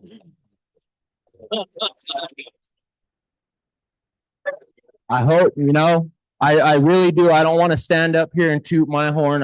I've made my mistakes. All of you can look at me and say, "I remember when you was running around, when you was causing trouble," but it was harmless teenage boy trouble. Yes. I chose to drive down here. I didn't even know this meeting was going on, but damn it, I'm so close to this situation that it hurts. It hurts that I have 2 handfuls of boys that are calling me crying, that are scared for their life, that are asking me, what, Kurt? My house is probably going to be a safe haven for the next 3 days for this group of 15, 16 boys. And I need help. I'm not saying it like I'm doing better than you. I'm not better than not one man in this room. But I ask that a lot of you have trusted me with your kids over the years. I've coached wrestling, I've coached basketball, I've coached baseball, I've coached girls softball, I've coached football ever since I was 17 years old, because I knew by going through it what was going to happen if nobody stood up and at least helped.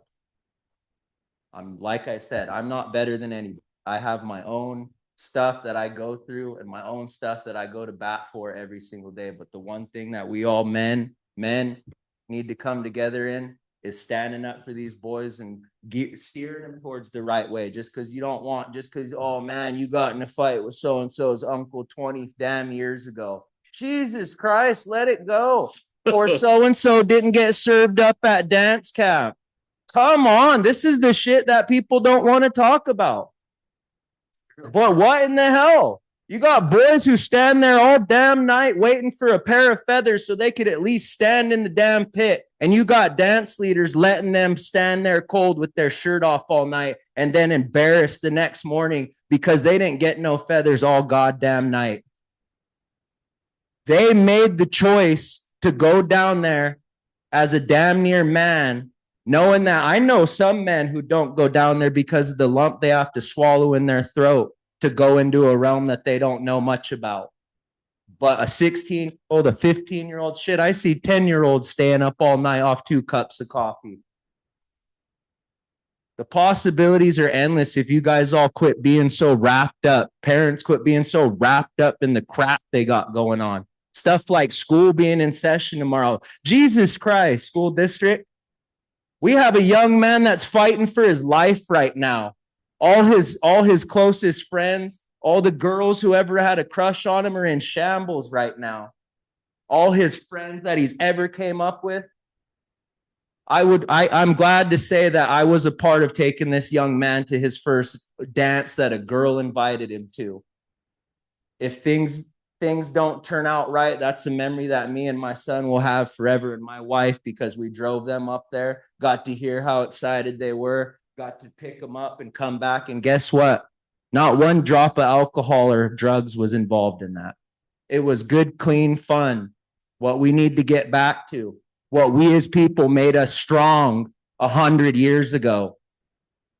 We're falling victim to all the shit that came here and destroyed us.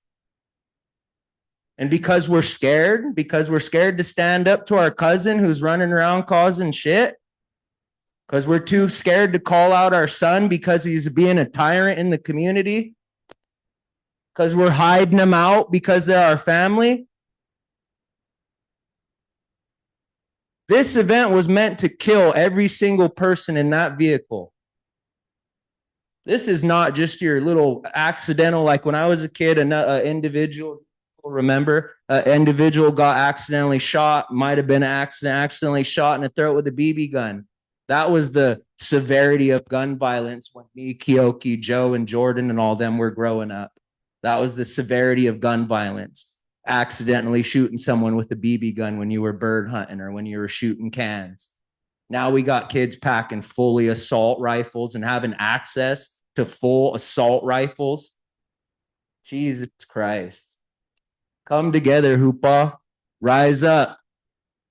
This is the probably only time you'll hear me speak on a mic like this, because this is how bad this has affected me, my boys, this community. I look around. I've been on the phone all morning talking to families, trying to console their kid and making sure that their kid that has called me a father figure and a role model is safe.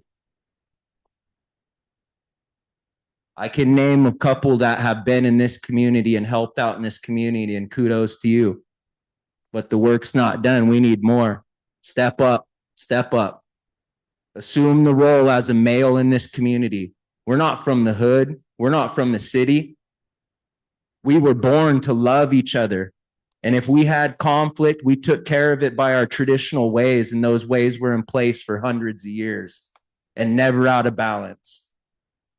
Everything was taken care of, and it was something serious like this. There was a few instances in the history books where there was something like this. Exile. I don't feel safe. My son doesn't feel safe going to school tomorrow because there are people on the loose that meant to kill someone. Holy smokes.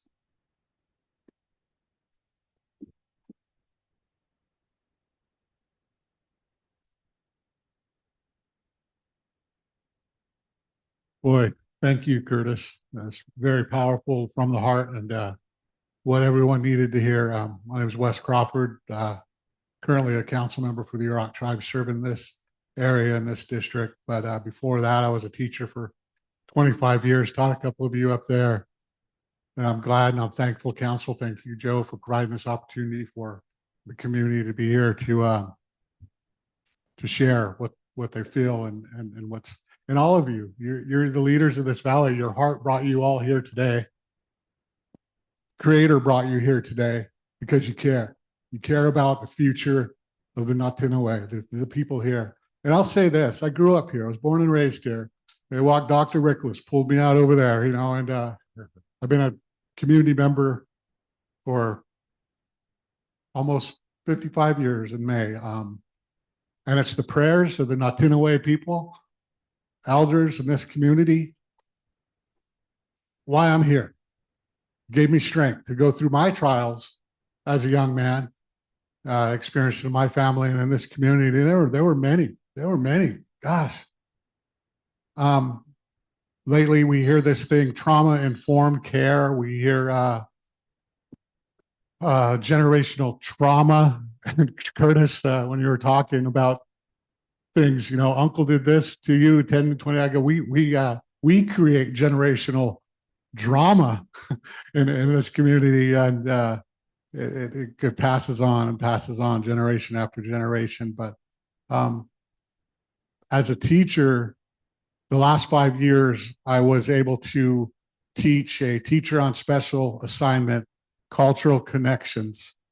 And that wasn't the answer to our schools, but I will argue that it was part of the answer. And we had a principal, new principal, who was never a principal before, but all of a sudden he was the principal of the biggest school in the district, Hoopa Elementary. And he was surprised by it too. But the school board said, "You're the principal." And he's like, "Wow, okay, how do you do this?" He got rid of cultural connections. And I was really upset about that, because I'll tell you a story about this young man who's fighting for his life.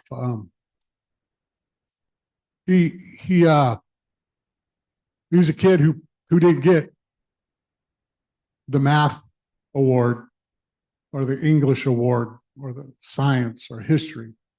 But you know where that young man excelled? Cultural connections. I'd ask a question, you know, what do we use on our head rolls? Boom, his hand was in the air. Yeah, woodpeckers. Right on. What else? His hand was in the air. Deer's belly. He had all this cultural knowledge. He was, you know, he'd be getting an A++ in cultural knowledge, but we don't, in our school culture, we don't honor our culture enough. We don't honor the kids who sacrifice in the summer at the brush dance, jump dance, who stand, or women, young ladies who stand, sacrificing for our people. We don't honor them as they should be. So the culture, Hoopa culture, our local cultures need to be more integrated into our school cultures. That's part of the answer. Another part of the answer, a young lady mentioned on Facebook, because people were pointing at the tribes, the councils, and the schools as the direct reason why this tragedy happened. And this young lady, I think she's maybe a junior or senior, she says, "No, it's the parents." She pointed out it's the parents, because this starts at the kitchen table, right? Starts at the kitchen table, discussing what we as Indian people, we as Hoopa people, Yurok people, Crew people, how we interact with each other, how we develop and grow into good people. Because that's what we were, all up and down the rivers. We're good people. Well, that discussion can't happen if you don't have a kitchen table, if you're still living in generational poverty where you don't have a place, a time in the day to have that discussion, because you're worried about feeding your kids or keeping your kids safe. Or maybe there's alcohol and drugs dominating that household, and the kid doesn't get that. They don't get those lessons. So as Curtis said, and as others said, we must provide that opportunity for our youth. I attempted, I failed. I know I haven't failed yet, because it's not gone, but we did have 3 meetings, sparsely attended by about 6 to 8 men from here. And we're talking about trying to provide a place where young men could come and see men in the community interact in a positive, good, cultural way. I could make things. I could make Alcan. Curtis is also wonderful. You know, Joe has talent. Joe, you all have talents. You have these things. Brad is over here he's a wealth of talent, of regalia making. We need to start sharing those gifts, providing opportunities for our young men to learn. And maybe it resounds with their DNA, right? Maybe making feathers is something they can do. They're like, "Wow, I was made to do this. That's what I'm going to do." But if we don't provide them the opportunity, they're never going to know. What are they going to do with their time? I don't know. Join a gang? What are they going to do? We see an example of what they're going to do if we don't, as men, provide them an opportunity to see who they are, to know who they are on this earth, what Creator put them here for. And I guarantee you, every one of you men in here will be there. We'll answer that call. I know that means a lot to you. I know you want your sons and your nephews to grow up in a good way, to be good people. And I'm with Curtis. I'm signed up. I'll back him. We'll back each other. And I'll say this, I promise you'll be hearing, I'm going to have another meeting for men. And we'll do it right over at the thing over here, building trading post. All men are invited. Come in a good way. Let's figure this out, guys. Thank you.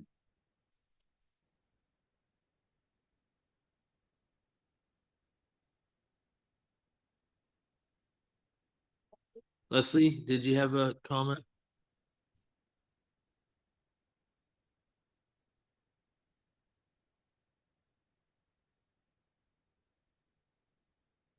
Thank you. My name's Leslie Hunt, community member, parent. I also serve on the Kamau Medical Board. Tonight, we've heard some really deep thoughts, but I do want to point out, and I'm not trying to be negative, that the school system has been broken for a long time, even since I was in school.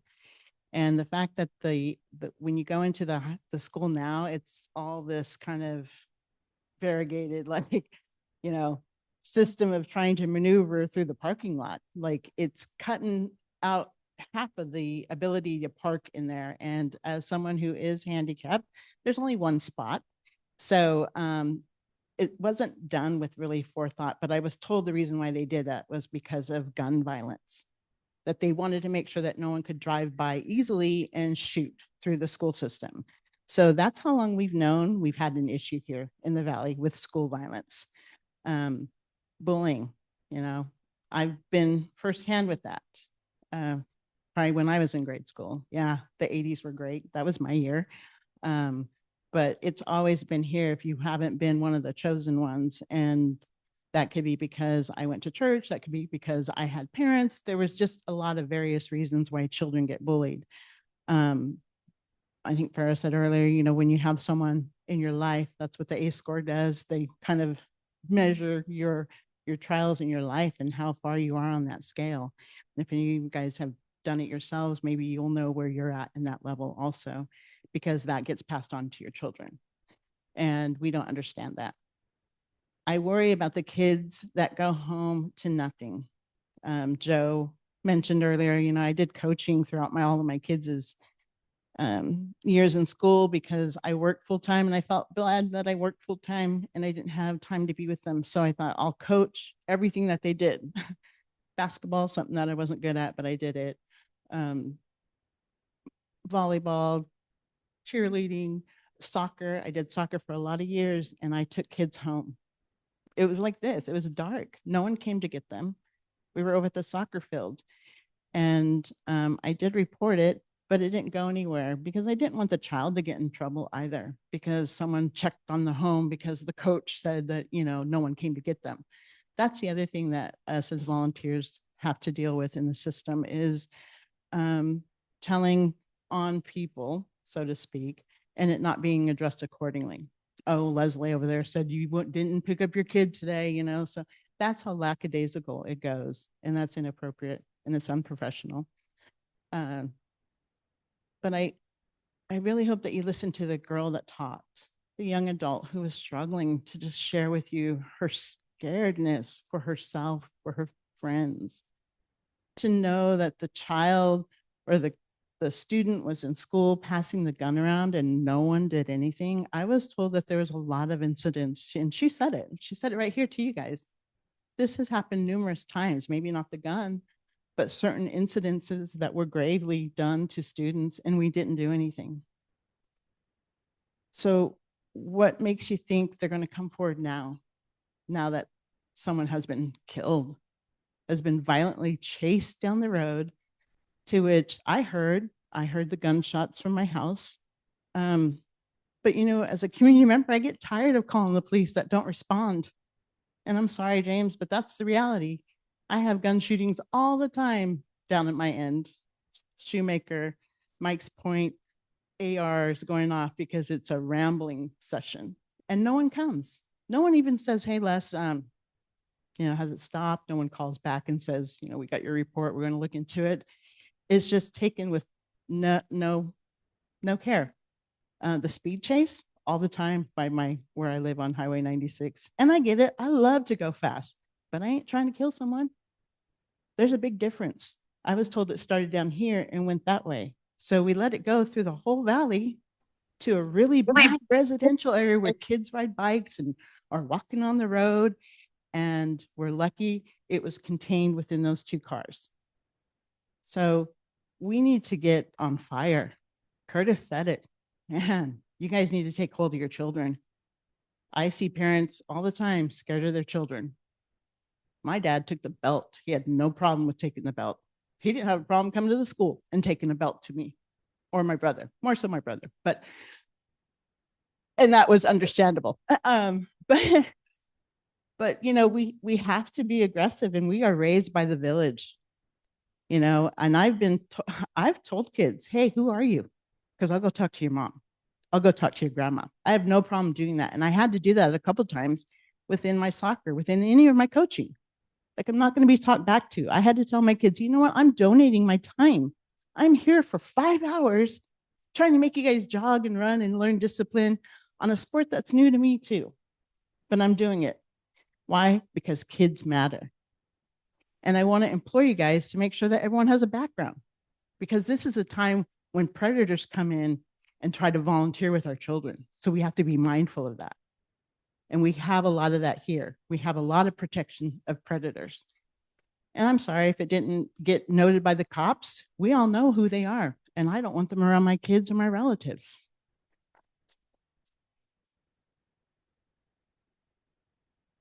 It's sad that we have to clap to support each other, but that's the reality of it. And we know that in the school, in our culture, in our families, predators have existed, and it's ruined every aspect of what we try to do on a good day. But we have to be willing to say, hey, sorry, you ruined your chance to be around the kids because you couldn't keep your hands to yourself. Or, hey, what you're doing in your lifestyle is not for our children. And we need to give sight to the parents that do show up. I did, when my kids were again in high school, I was an advisor. Right? I did their school advisor because I thought it was important for me to be involved in what they're doing. I want to know who's in the school system. I want to know what's going on. Well, now they've kind of taken that away. They give it to teachers first. So now they've taken community out of it, and they allow the teachers to apply for those jobs, and they take the parents again out of that situation. When I came in and did that situation, I had 10 faithful parents that showed up to everything that I did, volunteer work, at the concessions, doing the fundraising. And my students, those junior and senior classes, knew those 10 parents really well, even though they had 40 parents. 10 were really faithful. And that's 10 people in this community that they could go to, that they could talk to, that they could say, hey, I'm having a hard day. Hey, I need a ride, because that's the relationship that they were able to develop with those parents. But when we take them out and we wonder why we have nobody in the school system, well, you've blocked the parking. You don't have, there's no way elders are going to make it through that maze of arrows and everything. There's no parking for them. It's very poorly lit. My son has applied for a job as a coach. He hasn't gotten the job, but he said, hey, Mom, I'm doing concessions down here. I need help. No one showed up. So there I am, got nothing involved with it, but I'm going down there because I want to make sure it happens for him. Even though he doesn't have the job, that's what we should be saying. It doesn't matter if I don't have it. I need to make sure that something has happened for next year. It's not even for this season. It's for next year. But I said, well, he's willing to do it. I will help him, because that's how it works. When you get him, you get me. It may not always be perfect, but that's the reality of what I was raised. I wasn't as good as my mom and dad by any means, but if I could be a quarter of what they were, I'm calling it good. I would call it good. But my mom told me once, we should always be better than our parents. That should be your goal as a parent, to do better than your parents did to you. And we can see that they're not, clearly. You know, harboring, Joe, you said it best. I think, you know, if you got involved and you were in a bad place at a bad time, that happens. That's happened to all of us. I've gotten in a car where I'm like, hey, I shouldn't be in this car, but I couldn't say no because I didn't want to be ostracized, you know? So I tried to like, hey, I'll get out at the next stop, or hey, someone's going to call for me. We don't know that. We don't know how to build those protections. Our children don't know how to protect themselves. And that's really scary because this is what happens. Guns come to school more than once. Children get in fights. Bullying's a big issue. For if you've ever been bullied, you know the intensity behind that and how poor you feel about yourself. And you start believing it. And then you've had it. And you go for violence because that's the only solution, because no one's listening to you. I'm told that these kids had numerous issues in school and we didn't take it seriously. Well, there's a gang sign on the K-rail at Blue Slide. It's HOGN. I'm not in the police force, but I know that. Those are gang signs that are sprayed around. It's no joke. We want to belong because our community has ostracizes. These kids can have therapy all day long, and you can provide games and you can provide whatever you think you need. But at 12 midnight, they've got to go somewhere. And that place is usually very dangerous because it's at home. It's with substance abuses. It's with sexual abuses. It's with physical abuses. That's the time we need to worry about. We call it the witching hour. There's a reason things bad happen at that time because no one's watching. No one's caring. No one's providing. We know what the solution is. We need to hold each other accountable. We need to be active more. I shouldn't have to get paid to volunteer. That's what volunteering is. If you've ever volunteered, you know you go in debt because I'm supplying the Gatorade, I'm supplying the snacks, I'm giving the water, I'm providing clean clothes so that they have uniforms to wear. That's what I did. It's nothing big. That's what we should be doing. That's what my mom and dad taught me to do because they did the same thing. But we're losing that direction and we all want to get paid for it. We want somebody to pay me to do that. I shouldn't have to be paid to take care of my community, to want to take care of my community. And neither should any of you. You know, I expect my council to work until midnight, sincerely. I expect you guys to be reading everything. I expect you guys to stay on top of everything and hold your staff accountable. Tribal police, you know, our HR, everyone needs to be held accountable to what they are and are not doing. We're a community, we're tribal members. We all belong to the same community. And we believed in taking care of ourselves, whether you were tribal or non-tribal. We all suffer together. And, you know, I encourage tribal police to become more friendly, engage with your community, be present. That's one of the biggest things, you know, after 5 o'clock, everyone goes home and no one cares about who's at the game. I can tell you how many teachers I saw at the high school game when I was there doing concessions. Probably on my hand. No one wants to be involved. When I was in high school, I had several teachers that stayed after to do poster parties and, you know, we had little committee meetings. They bought into the children. They bought into the youth. And that's not happening because there's no expectation of it. The school board should be active. I don't know how many people are on the school board in here, but, you know, they should all be here. They should all be here. This is their students. They should be saying, this is the game plan we're doing with Jacqueline, giving her support. She's new. I don't see that. I hope that you're. Thank you, Leslie. Thank you. And she's sick, so I appreciate that because she's been enduring this long meeting, but that's what we need. Everyone needs to show up. This isn't a new thing. Trust me, this is not new and it's not over and it's not going to stop. But we can stop it here. This is a small enough community that we can hold to each one of us to get it together. Curtis said it best, man. Stand up, man. Come forward. Why do I have to do everything? Man, my dad was ruthless, you know, when it came to his kids or his family. You don't get away with stuff. And I'll come and hold you accountable. But I've had to do that, you know, because I don't want my husband, who's Yurok, to be told, you're Yurok, get out of here. Because that's who we are. You know, we'll tell each other to get out. So then I have to come in and be the boulder. And I don't have a problem with doing it. I'll do it all day long, but also be kind of crazy You know, I'll come to the gunpoint too, because everyone's shooting around where I live. And that's not right. And that's not okay. And I shouldn't have to call the cops every little while. If they're on duty and maneuvering around and shining lights, AWOT, my partner, Joe Maston, you know, he used to stop people. And if he didn't know who you were, well, you can go to the end of the valley. I can take you to Willow Creek towards, Tish Tang, or I can take you down here at the end of the valley in Norton Field, because you don't need to be in Hoopa. You don't belong here. We have the right to ask these questions, and I wish someone would. You know, I see people walking all day long. We know that we have vampires in the corner and we have zombies during the day, and it's not okay. They should be held accountable too, because I don't know what they're willing to do. They're hurting. They're hurting.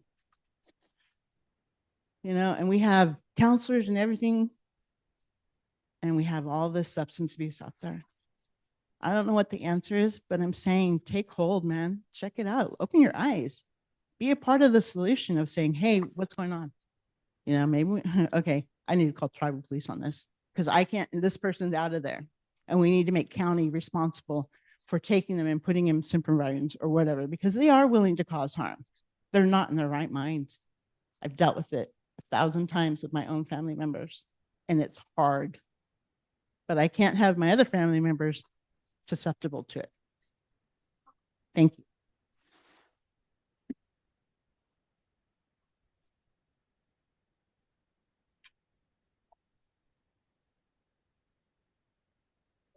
Francis Farrah Billy. I'm here because I have to speak up. It's been since 2004. I had an incident with the Lincolns, and there's a couple of them here. Yep. And I got jumped by them. I was pregnant. Okay. I went into premature labor 2 days later.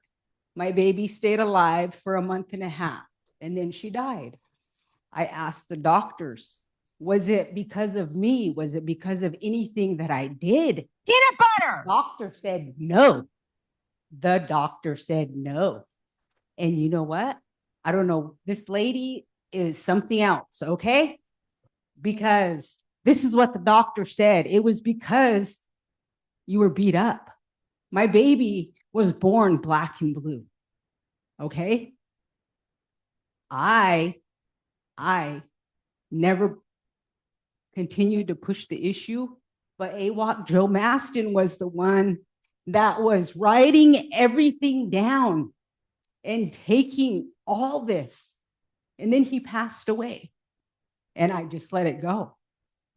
Okay. Years went by. I was with another, person.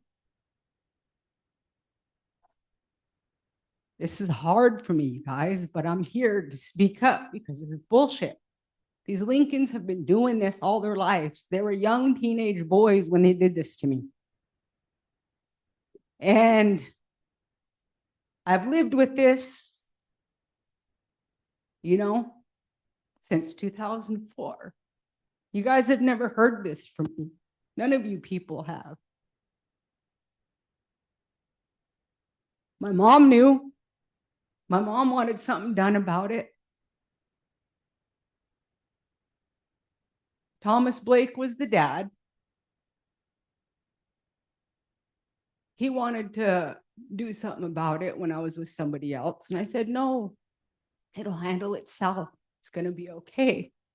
I should have continued to do what I was going to do in the first place, because maybe none of this would have been where it's at now. Those boys would have been taken care of back then. But now it's the next generation that's doing this stuff. When is it going to end? It's the same people. It's the Lincoln family. It's the Lincoln boys that did this to me. I know my son's on here watching or listening. My daughter's on here watching and listening. They lived with it. We had to bury their baby sister.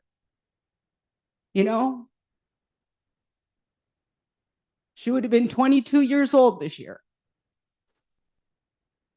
You know, and I was driving from Klamath today coming over here, and my mind was just wandering and wandering. I was praying and praying, and something said to me, you know, you got to go there. You got to speak up, Franny. I'm not a person that speaks up in front of people. You know, I'm learning to do it because, you know, a closed mouth, you know, don't get fed and things don't get to be said and heard. And, you know, like I want to be a voice for children that are being molested. And, you know, there's pedophiles in this room that I've seen, and they're here right now. And it just disgusts me because they get away with it. And, you know, there's things that need to be done to these people. And that's part of trauma. That's where that shit comes from. You know, it starts down here when they're babies and they just live with it. Because when they try to talk about it, nobody believes them. You know, because they're either drunk or they're high, because that's when they finally get to say something. You know, but I'm clean and sober 10 years now, you guys, and I'm up here and I'm speaking up, and I'm like trying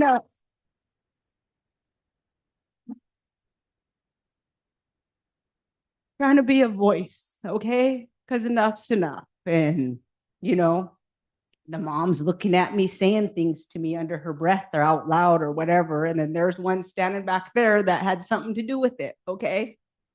I seen them walk in, and I was like, I'm still going to get up and talk. I see my, you know, the chief of police here. I feel safe because he's here. And I see this gentleman here. I feel safe because he's here. You know, I don't know. What if he's got a gun? What if he's going to freaking try to do something to me outside when I leave this room?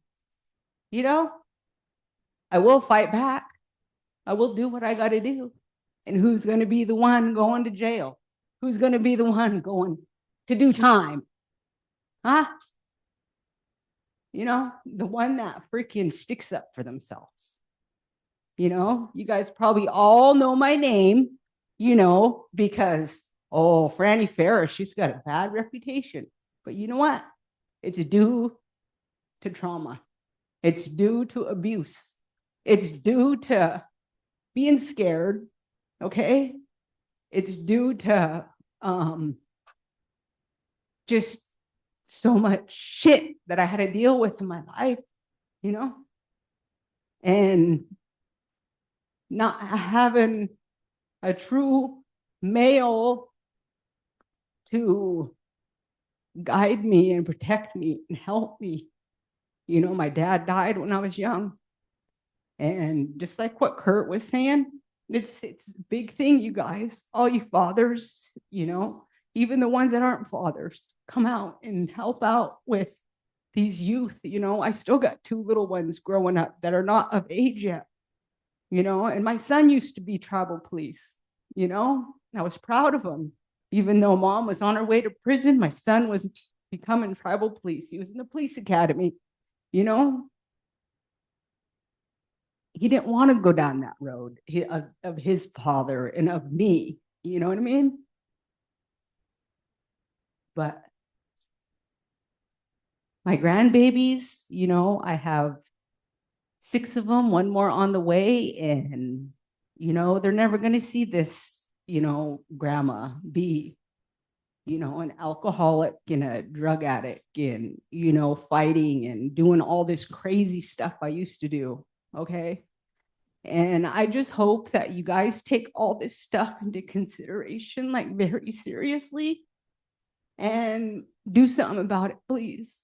Like, you know, do something before, you know, this poor kid, you know, like these people could do anything to anybody at any time. So, you know, I just keep praying for this valley, you know, for all of our tribes. But it's all I got to say. Thank you.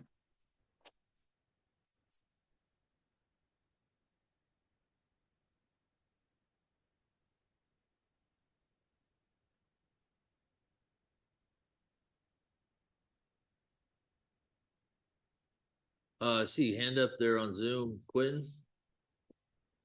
You mute, unmute.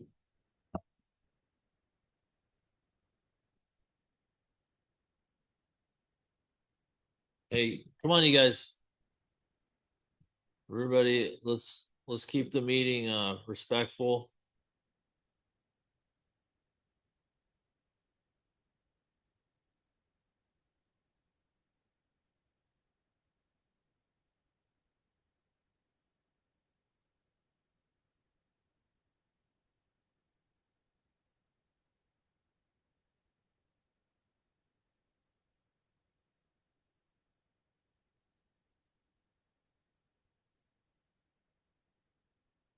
Oh,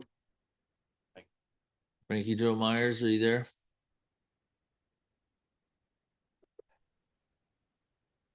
Sorry about that.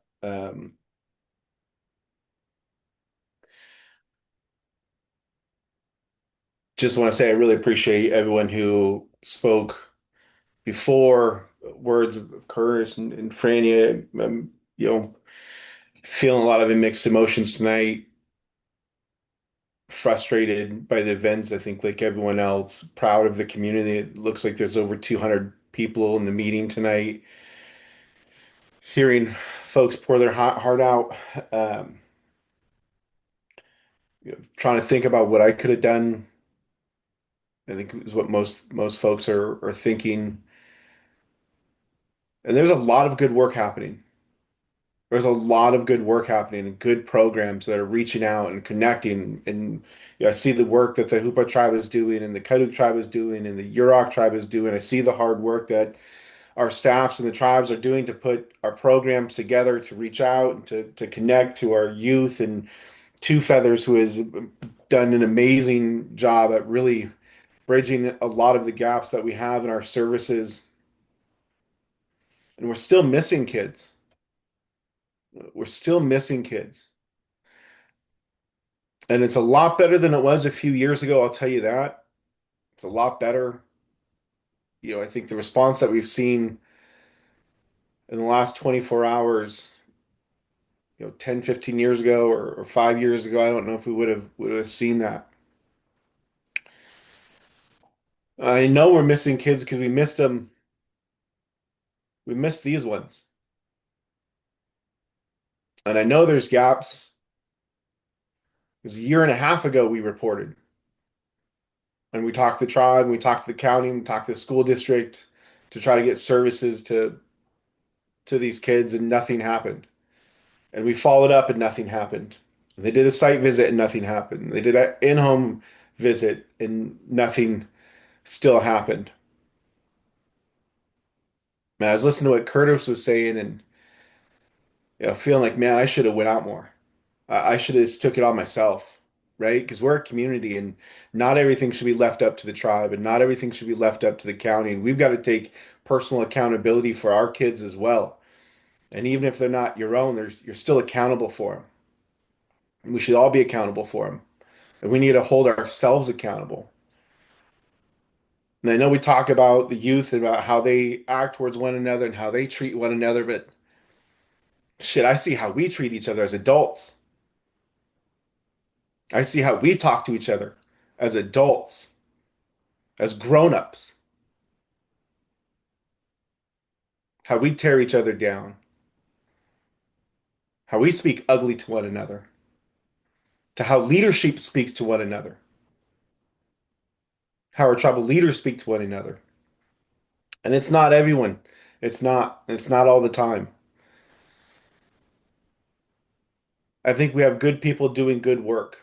One of the things we learn when you're trying to develop and build new programs and we're trying to build growth within your organization. And the key to any sort of venture like that is ensuring that your organization or your group of people have a shared vision. And I think our ancestors knew that and they understood that having a shared vision in your community was the key to building a strong community. I think a long time ago, the foundational ideas of the Sriracha Pirouet, the the jump dance, the world renewal ceremonies, I think that's what it was supposed to be. I think it was supposed to be a ceremony for all of us to come together and have a shared vision of our future, a clear picture of where we're all heading. I don't know if we have that as a community as a whole. I don't know if we have one clear vision of where we would like to go. And I think we need to. I guess my challenge, chairman, tribal council, to the council members in the room, to the tribal councils there is I'd ask that you all meet, you all talk about what our shared vision for our community might look like. So that everyone in the room and everyone in our communities, we all understand what we're all working towards. It seems like there's plenty of people out there doing the work, and there's a lot of programs out there, and there's a lot of funding out there, and we're all working on our piece. But I don't know if we're all clear of where we would like to go or what the future of our community we'd like to see. Thank you for your time and appreciate my community. Welcome. Thank you, Frankie. Yeah, this is Joe Davis. I would agree with you. You know, we all have our own separate visions when we come into office, and we try to share that as we run for office. And as a whole, though, as a community, I think that we can do much better. And I know that we're actually working on some negotiations right now for a local tribal member consultant business that will facilitate our long-term strategic plan. But to be able to do that and include other tribes or neighboring tribes, and we know there's so much overlap. You know, I mean, there's a lot of households here on this reservation, I know, that have multiple tribal members in them from different tribes, you know, and they're all, you know, our kids go to school together. There's a lot. So I appreciate that. And I hope that, you know, we'll go ahead and move forward and really make that more of a focus to do that. Did appreciate the, you know, like I said, the Yurok tribe reaching out to us and, you know, having representation here. And I think that can go a long ways if we can continue to work together. So thank you again. Danielle, see your hand up there. Hi, everybody. My name is Danielle Frank. For those who don't know me, I also go by Ducky. I'm the daughter of the late Smidge Colgrove and Rihanna Sergis. Sorry I couldn't be there in person today. But I agree wholeheartedly with a lot of what was said tonight. And I think one of the only things that I have to add is, you know, I think myself, I'm 22. I've lived in Hoopa my whole life, except for the 2 years that I left to go to school.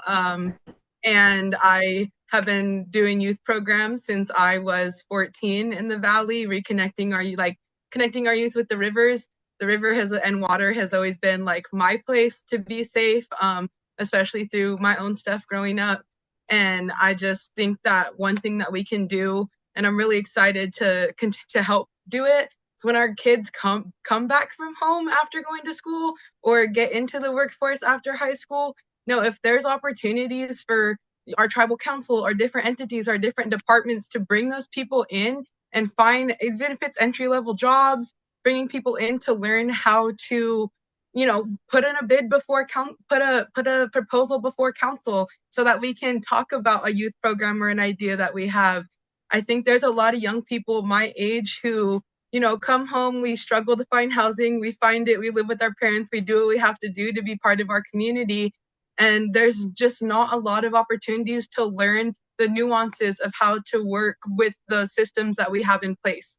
And I know that, you know, people are trying, and I see so many people in this room that I look up to and who have supported me in my life, sitting right there behind that council board, sitting in the chairs, you know, people on Zoom. And so, you know, we have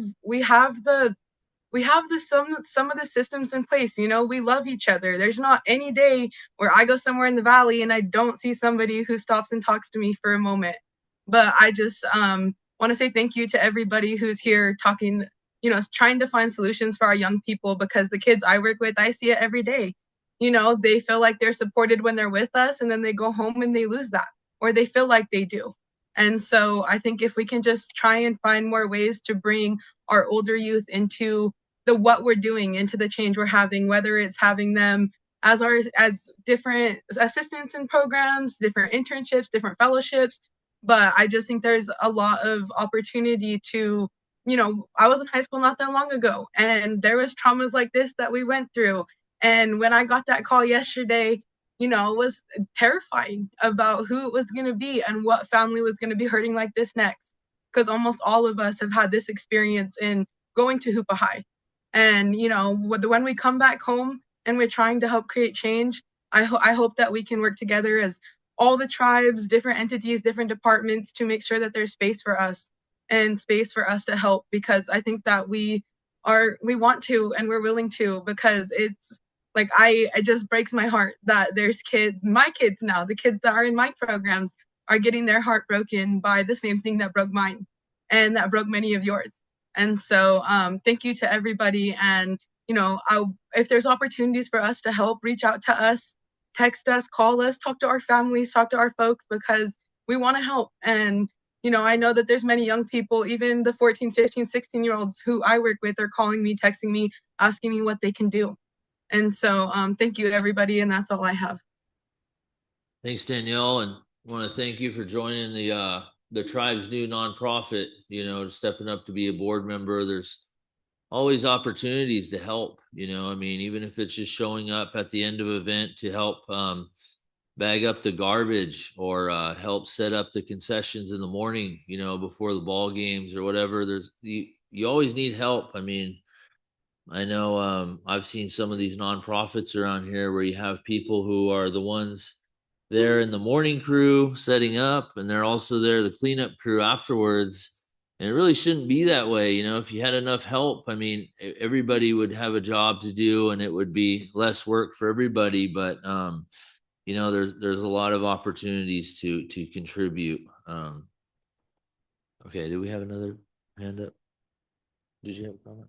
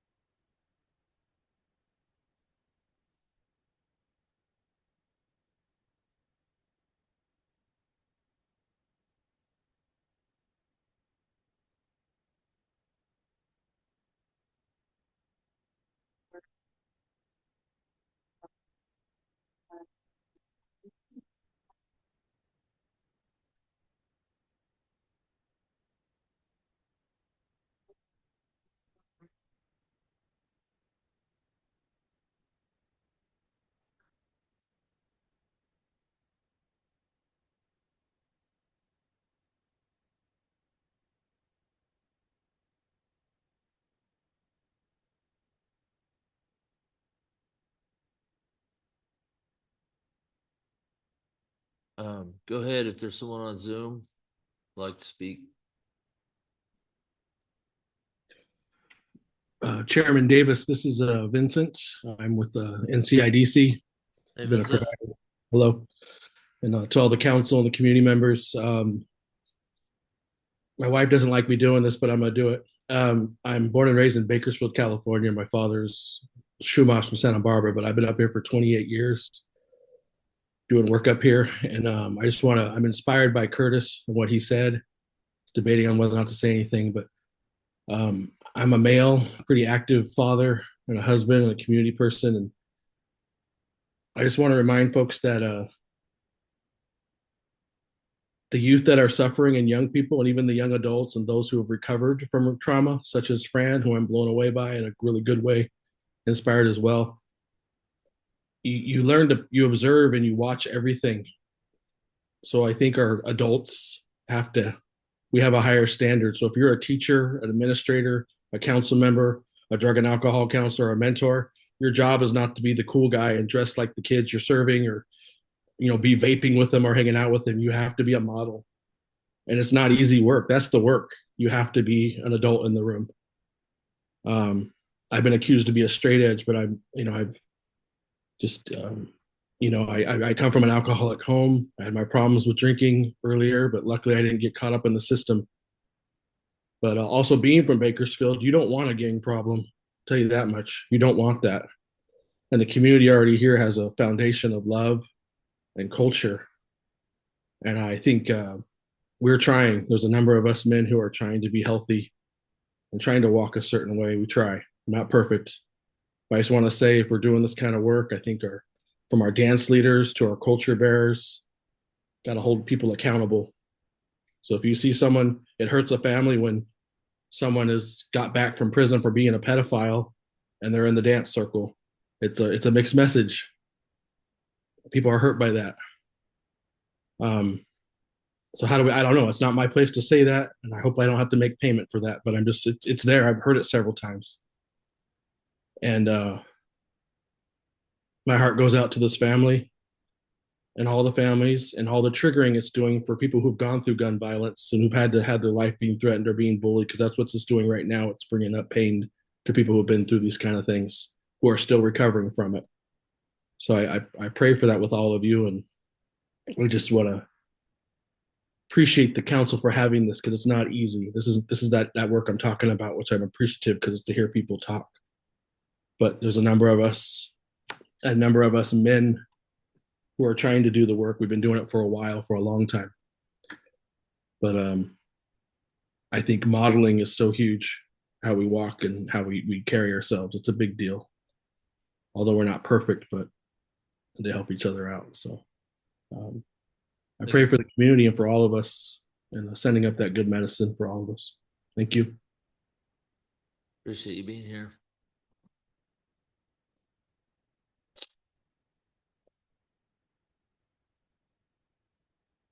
Right. Well, definitely we have a lot of things we can follow up on.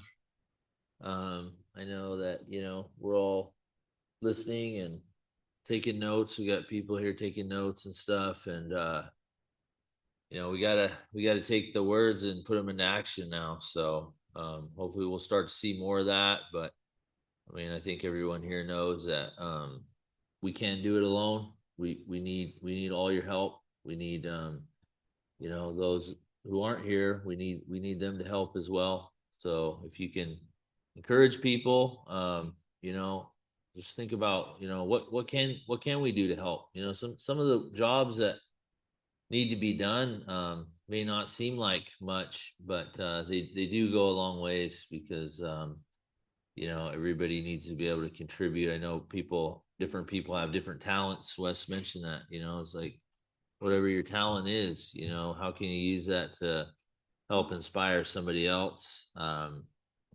So, that's a big goal. I know we don't want to be sitting here again, saying, well, we should have done this, should have done that. And, meanwhile, more bad things are happening. That's really, we should be doing everything we can to avoid that situation. So, we'll hope to have some follow up. I think we probably should have another community meeting just to share what progress has been made and how that can be readjusted or improved upon as well. But I feel confident that this council come together and make the most of it, and continue to work with all of our other partners, our neighboring tribes and our nonprofits and tribal departments and law enforcement, all those things. So thank each and every one of you that came out here tonight. I know that as far as last report I received is he is still alive. He's on life support, critical condition. Him and his family need a lot of prayers, but that's all I really know at this point.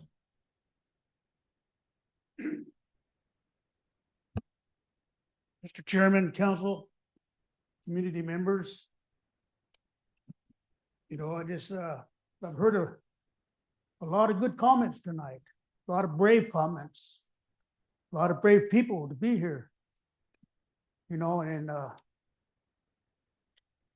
where's Curtis? By the left. But yeah, you know, I moved here back in 1990. I moved from out of Del Norte. And but I just want to share, you know, as I continued to as many of you know, I took on the position as a pastor. I didn't want to. I didn't want to. But you know, there's something that we're missing here tonight. I've heard a lot of stories, but we're missing the spiritual side of life. We as Native people, we're spiritual people by right. And the whole thing is that all the comments and stuff, it's not what are you going to do? It's what we're going to do. That's what we need. What are we going to do as people? And I just want to encourage that we all pray. You know, that's what our people did. We prayed. You know, I took on a position and I said I didn't want to, but no, when Creator speaks, He has the higher authority. And if that's the way I got to serve the community, then I'll do it. You know, and I'll do it. You know, it may not be something I want. I'd rather be off vacationing or somewhere, you know, but no, He says, no, you got something. And it's like Curtis was here, he's about coaching Little League. I coached for 12 years, man. That was a lot of fun. But you know, a lot of young boys, they're men now, they still call me coach because it made an impact on their lives. Maybe not all of them, but I say at least I had an opportunity. You know, and this is where my position is today, an opportunity to serve my community. But there's one thing I want to say, that we all have good comments tonight. But it for all of us, no matter who we pray to, you know, Creator, we're all got to keep that prayer into the same direction that we want to go with all this. You know, we pray against the alcohol and drugs. We pray against the violence, abuse. We pray. See, we can't just say prayer once. No, we got to continue to pray. We got to continue to pray until these dark clouds are broken. You see, there's power in prayer.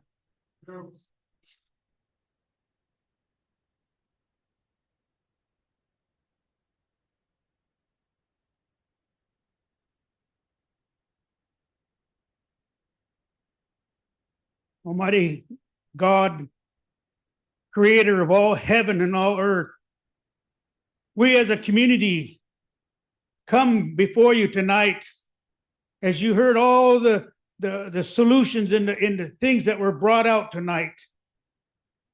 You heard them all just as we all did. But we come to you now, Almighty God, that you would heal our community, Lord. Heal our community in such a way that we come to you with open arms and we ask for your wisdom. And Father God, that this prayer would not fall on deaf ears, but that you would move in a mighty way, that the community will see you in action through all these programs and through all the people who volunteer, whatever it may be. You heard it all. Father, let your Holy Spirit move in such a mighty way that it will drive our community to rid the drugs and alcohol and violence and abuse and whatever it may be in our community. Yes, Father, we pray that you would just pour out your Spirit upon us all, not only the ones here, but the ones who are living here in the valley. Yes, we pray all this in the name of Jesus. We thank you now. Amen. Amen. So with that, I just encourage us to pray and don't stop praying. Thank you. Thank you. All right, well,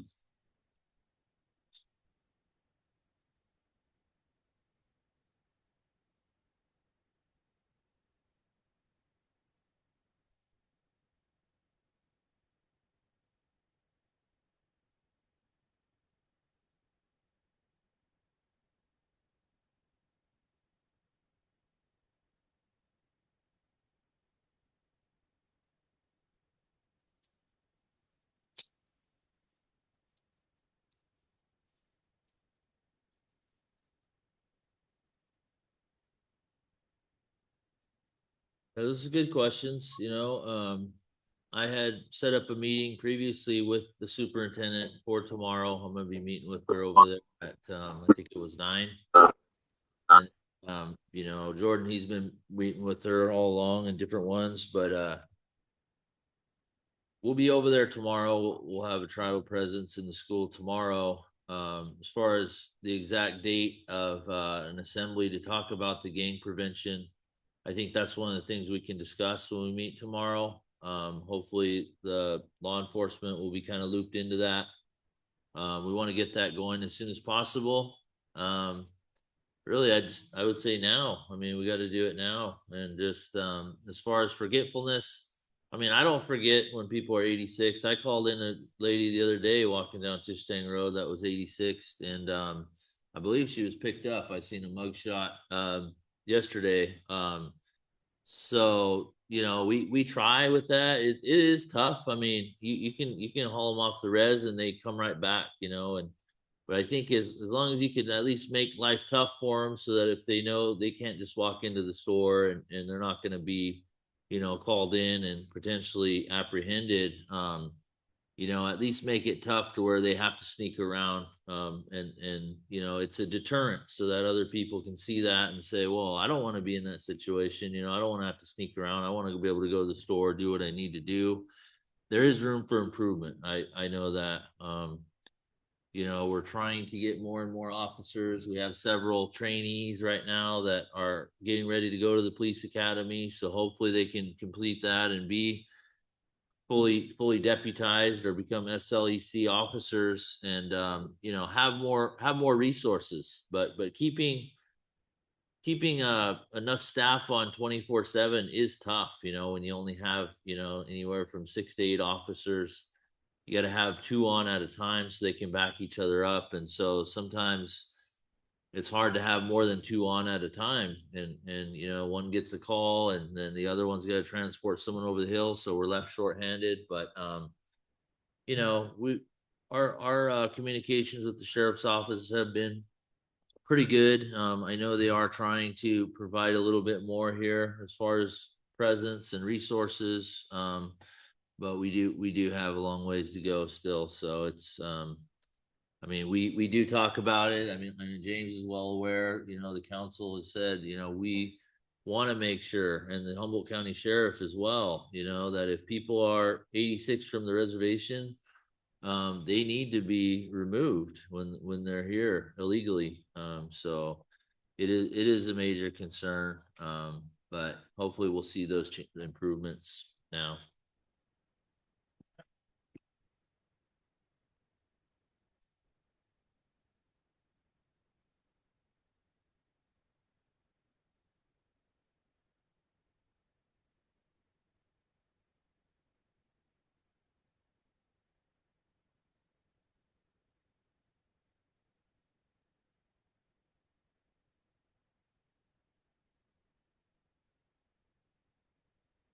I'll have a date for the assembly before the end of the day tomorrow. And then we'll have staff come out, commit into at least the next week or two, for support and counseling and everything else at a minimum. Yes, and the county's working with the school district as well. And then we will also.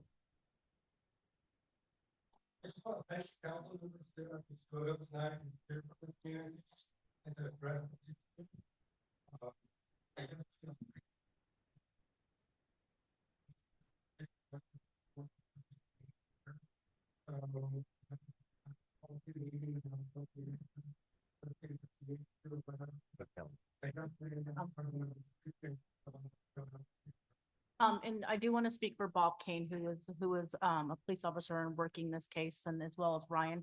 Ryan's son was good friends with this kid that's experiencing this.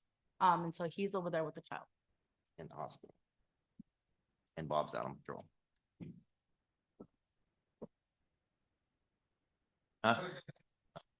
Yep.